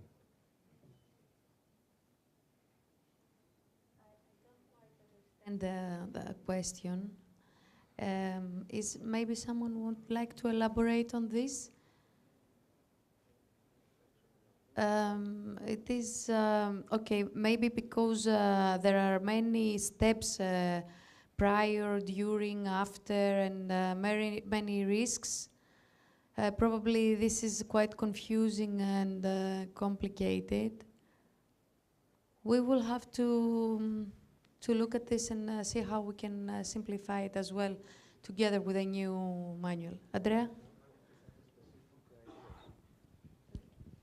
Or you can also, talk to us directly, maybe after the break, give us more ideas specifically on what you need on this question, what ideas you have on that. Bunkering is a special operation, and of course, some measures we need to take, and it's not just a special operation, as we said, it's a repeated operation which has a lot of pollution risks. You want to say something, please? What? Wait for a microphone, please. Sir, this is regarding superintendent's visit on board. They asked that you are opening pressure tank or something hazardous area you are opening. You must add more checklist, like we have a hazardous checklist along with your bunkering. Because during bunkering, we were taking samples many times from the manholes, all bunker tanks. This is concern about Dimitri, because bad fuel was there in larger quantity. So the question is for that there was a request for additional, let's say, paperwork compared to what you're already doing for the bunkering. No, already everything is included in the bunkering checklist. So but superintendents are also asking you should fill more cold work permit for this hazardous checklist for these things. It's like that. So there should be a certain steps that all things should be followed. Prashant, do you have any answer about this? Any way you think you can address this? If you understand the point. With the checklist, bunker checklist, it gives everything. All are included. Yes, so right, I sir. think whoever told you, maybe the outside inspector or no, office visiting superintendent. Okay, that we will discuss internally because it is a complete checklist which all hazards have been taken into consideration. Yeah, right, sir, right. Yeah, nothing to worry about. Okay, thank you, Prashant. Moving on, training and welfare. Can we have a mic for Hara, because she is the one who is going to help us with this. After sign off, the seaman to be notified what training courses need to be done prior next joining and plan accordingly rather than last minute before joining. Hannah? Actually, we are working on this direction. In our training platform, there is an application with notifications, and we will be notifying each seafarer upon his disembarkation what are the due items before his next contract with us. It will be running shortly. Okay, thank you. Next, crew welfare funds should be always transparent on all ships. All crews should be well aware about them, and they should be used for crew welfare. I don't know if this is hiding any accusation. We insist that they should be transparent, and they should be used for this purpose only, and nothing more. We have a system. I don't know if it is followed. Hara, can you advise on the system? Sure. Ever since last half of 2024, we have requested all of our vessels to post the welfare budget in officers and crew mess rooms monthly, and also the outgoing master forwards the welfare budget when he disembarks also to the office, to the attention of the SQE department. This was requested from our seafarers during ambassadors' meetings, so we put it in force ever since last June. Okay, so from my side, I must say, if you see that this is not being followed, don't hesitate to contact the crew department or to contact Hara and raise this point, what's happening with our welfare fund. It is important, and it is for you. It is not for some other reason. Proper training for deck officers for operating ballast water treatment system. All the operations had to be carried out by ETO and engine department. I believe this is not a matter of training, rather than a matter of allocation of responsibilities, because from what I know, our deck officers are being trained. Is this so, Kahra? Yes, indeed. As per our certificates and training matrix, both deck and engine officers receive training on ballast water treatment system, depending on the vessel they are joining, before their embarkation. So it's for all the officers. It's for all the officers. So what we need to do is, whenever something happens to the ballast water treatment system, to also involve the deck officers in not just being relaxed. Okay, it's something that the engine people do. There's always a divide, as you know, for many years: deck jobs, engine jobs. Okay, and people like to relax and rely on this. Okay, this is an engine thing. I may be trained about it. I don't care. And it's the other way around as well. So please try and engage them. It's a matter that you should deal with on board. From the training point of view, it is there. It's just applying it on board. Prior joining the ship, all officers must be briefed about the ship current conditions and equipment, instead of taking exam in office every time prior joining the ship. We do have a pre-joining procedure. The exam, I think, only applies to officers that are joining the company for the first time, not for officers that are coming back again and again. We are in the process of reviewing, from a holistic point of view, our training and our familiarization process. There are holes, I can tell you this. It's not uniform. We do different things in Manila, different in India, different in Greece. We do get the senior officers coming to Greece, not all of them. So anyway, we are trying to make all this into a consistent new system where we will address the question. The suggestion is correct, yes. There must be briefing, there must be debriefing on the specific ship, and it is something that will be rolled out, I think, within the next 6 months. I hope so.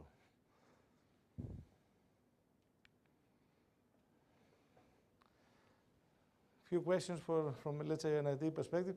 The vessel has a ship tablet, which is on master cabin, which is in use for communications or business matters. The chief engineer should also have a tablet. Yes, of course. Of course, the chief engineer should have another tablet, and afterwards the chief officer, and afterwards the second engineer. Let's go like this.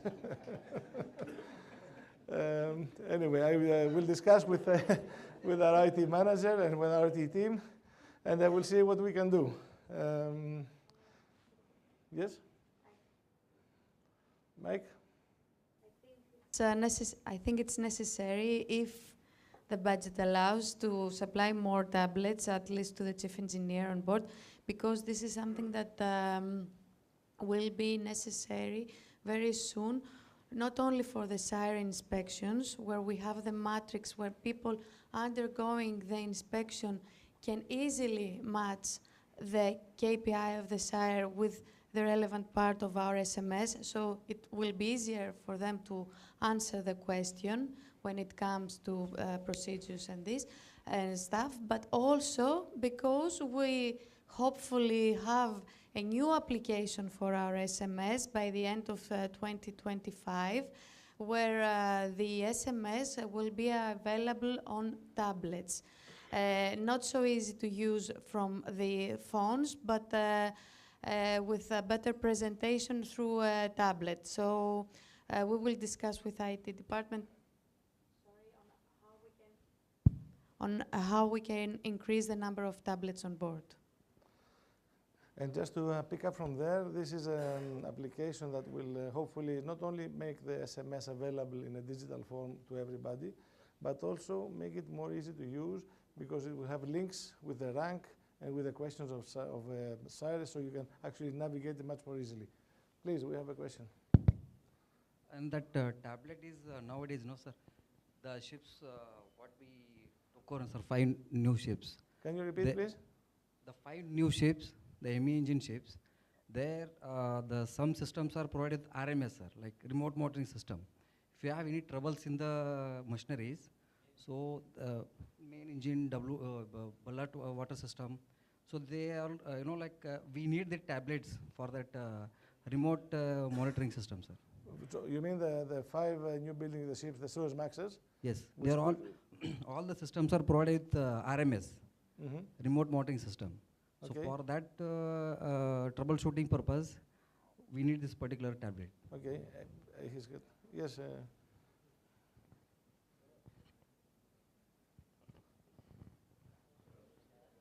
Σίγουρα, Αποστόλη, σίγουρα. Okay, yes, well, this is a valid point. But actually, in my experience, because I am in charge of 2 of these vessels, in the beginning, after delivery, yes, indeed, we did RMS every couple of months.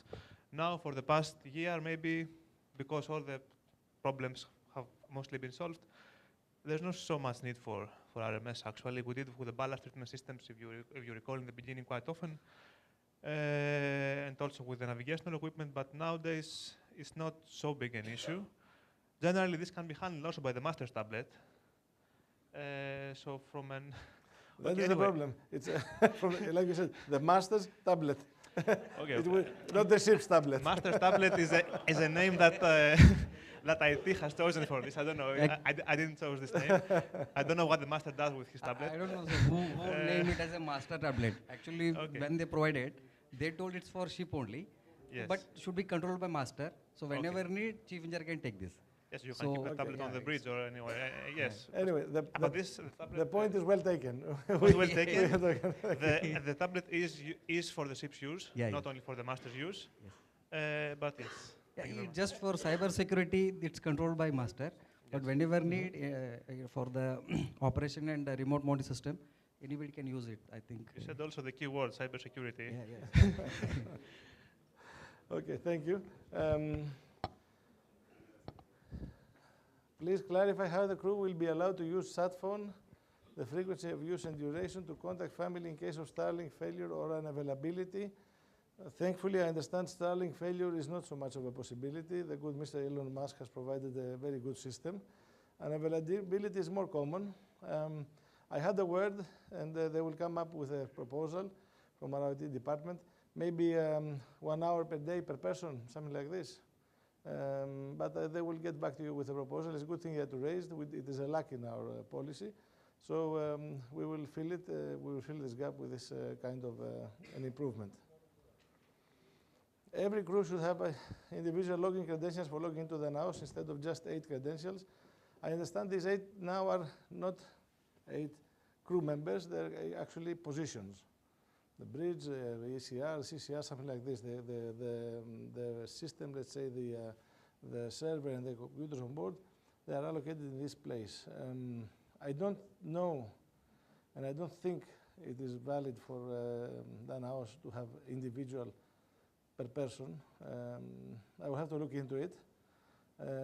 I know that these access points are there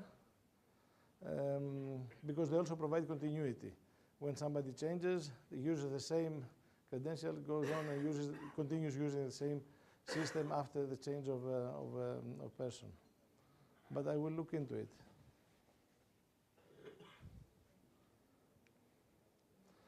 We had some various other proposals, and we're coming close to an end. Can we schedule a forum in the month of January in India?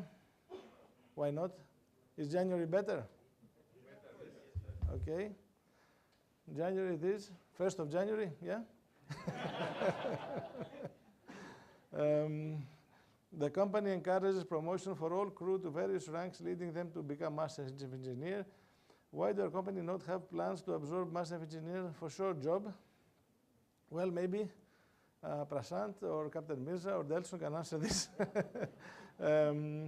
Yes, the answer is yes. We don't have an objection. We also have our training superintendents who are also people who are coming from our ranks.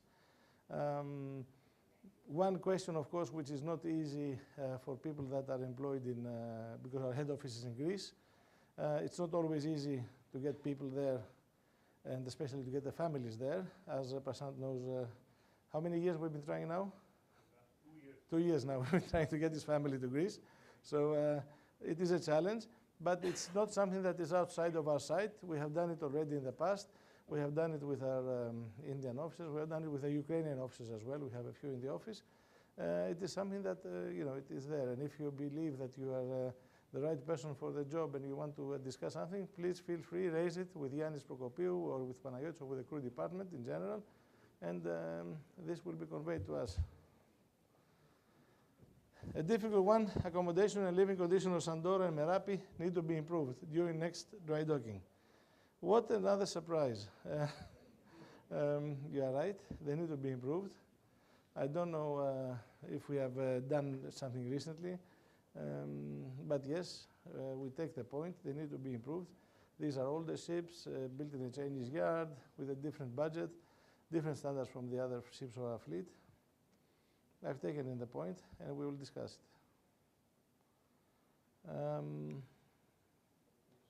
And that concludes our, let's say, Q&A session. There are some other questions. They will be answered over the application. Some of them we already have answered them. So you will see them, some more technical, some more specific. Thank you very much for your input. It's always valuable. Keep it coming. We may not be able to address everything, but we do get ideas. We try to improve. We try to get better. So thanks a lot for participating and taking the time to raise all these 50 so questions. And that's all from me, or that's almost all. I have to invite Andrea and Eli to close this forum with me. So thank you very much for the Q&A.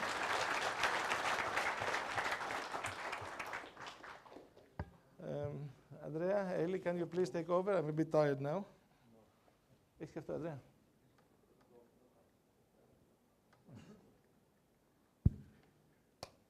I just want to say that my impression for the topics and the flow of this forum was very good, and I don't know how you felt about it.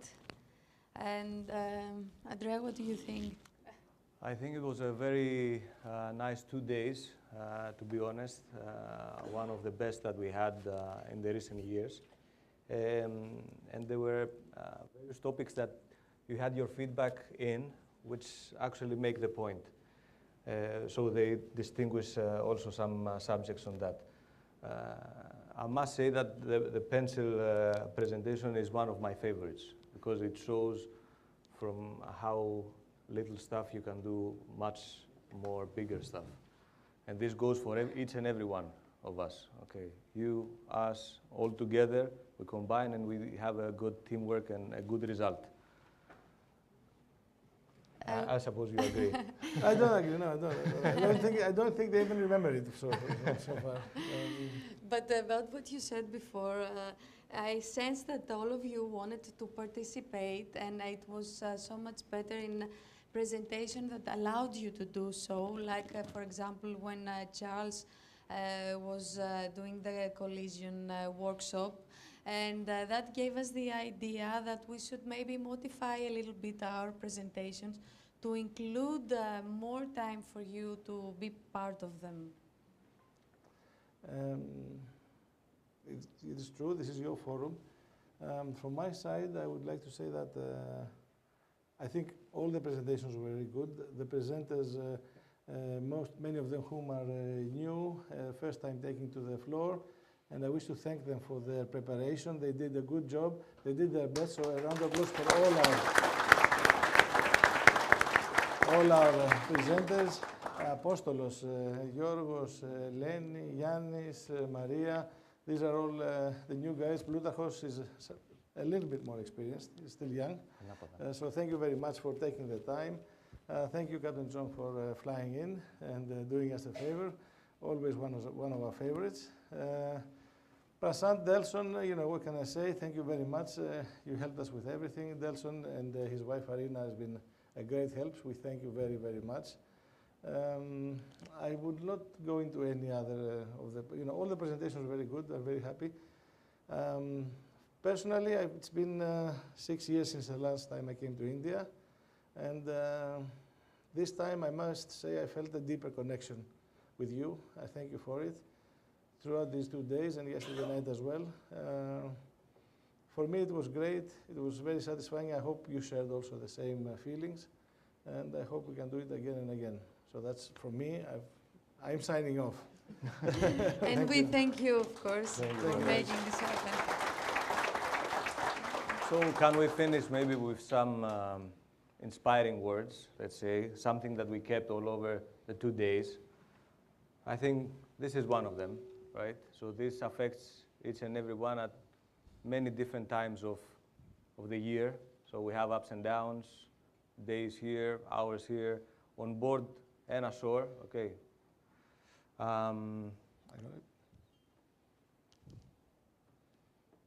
We have it also here.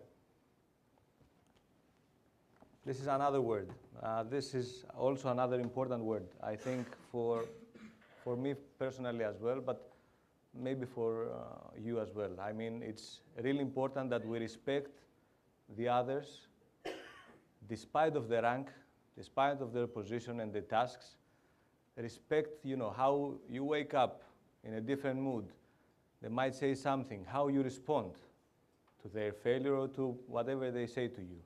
So that's why you need to be open to, you know, for them to speak up, or you have to speak up, right? So for you to speak up, you are the officers here. You should know, at least until now, or for the newer ones, that we are here 24/7. You can even call Anthony or Eli directly, myself and each and everyone in the office directly, and you can say your thoughts or your complaints, or something that's going on board that maybe you do not trust somebody else. You wish to share. You can share, right? So I think at the end of the day, the only thing that matters is that you get home safe, and that is why we are doing all this bonding, and all these values and all this word comes right down to get home safe. So that's what we ask of you. Please get home safe. And thank you very much. Thank you. Thank you. So, thank you very much. Costa, give me 1 minute.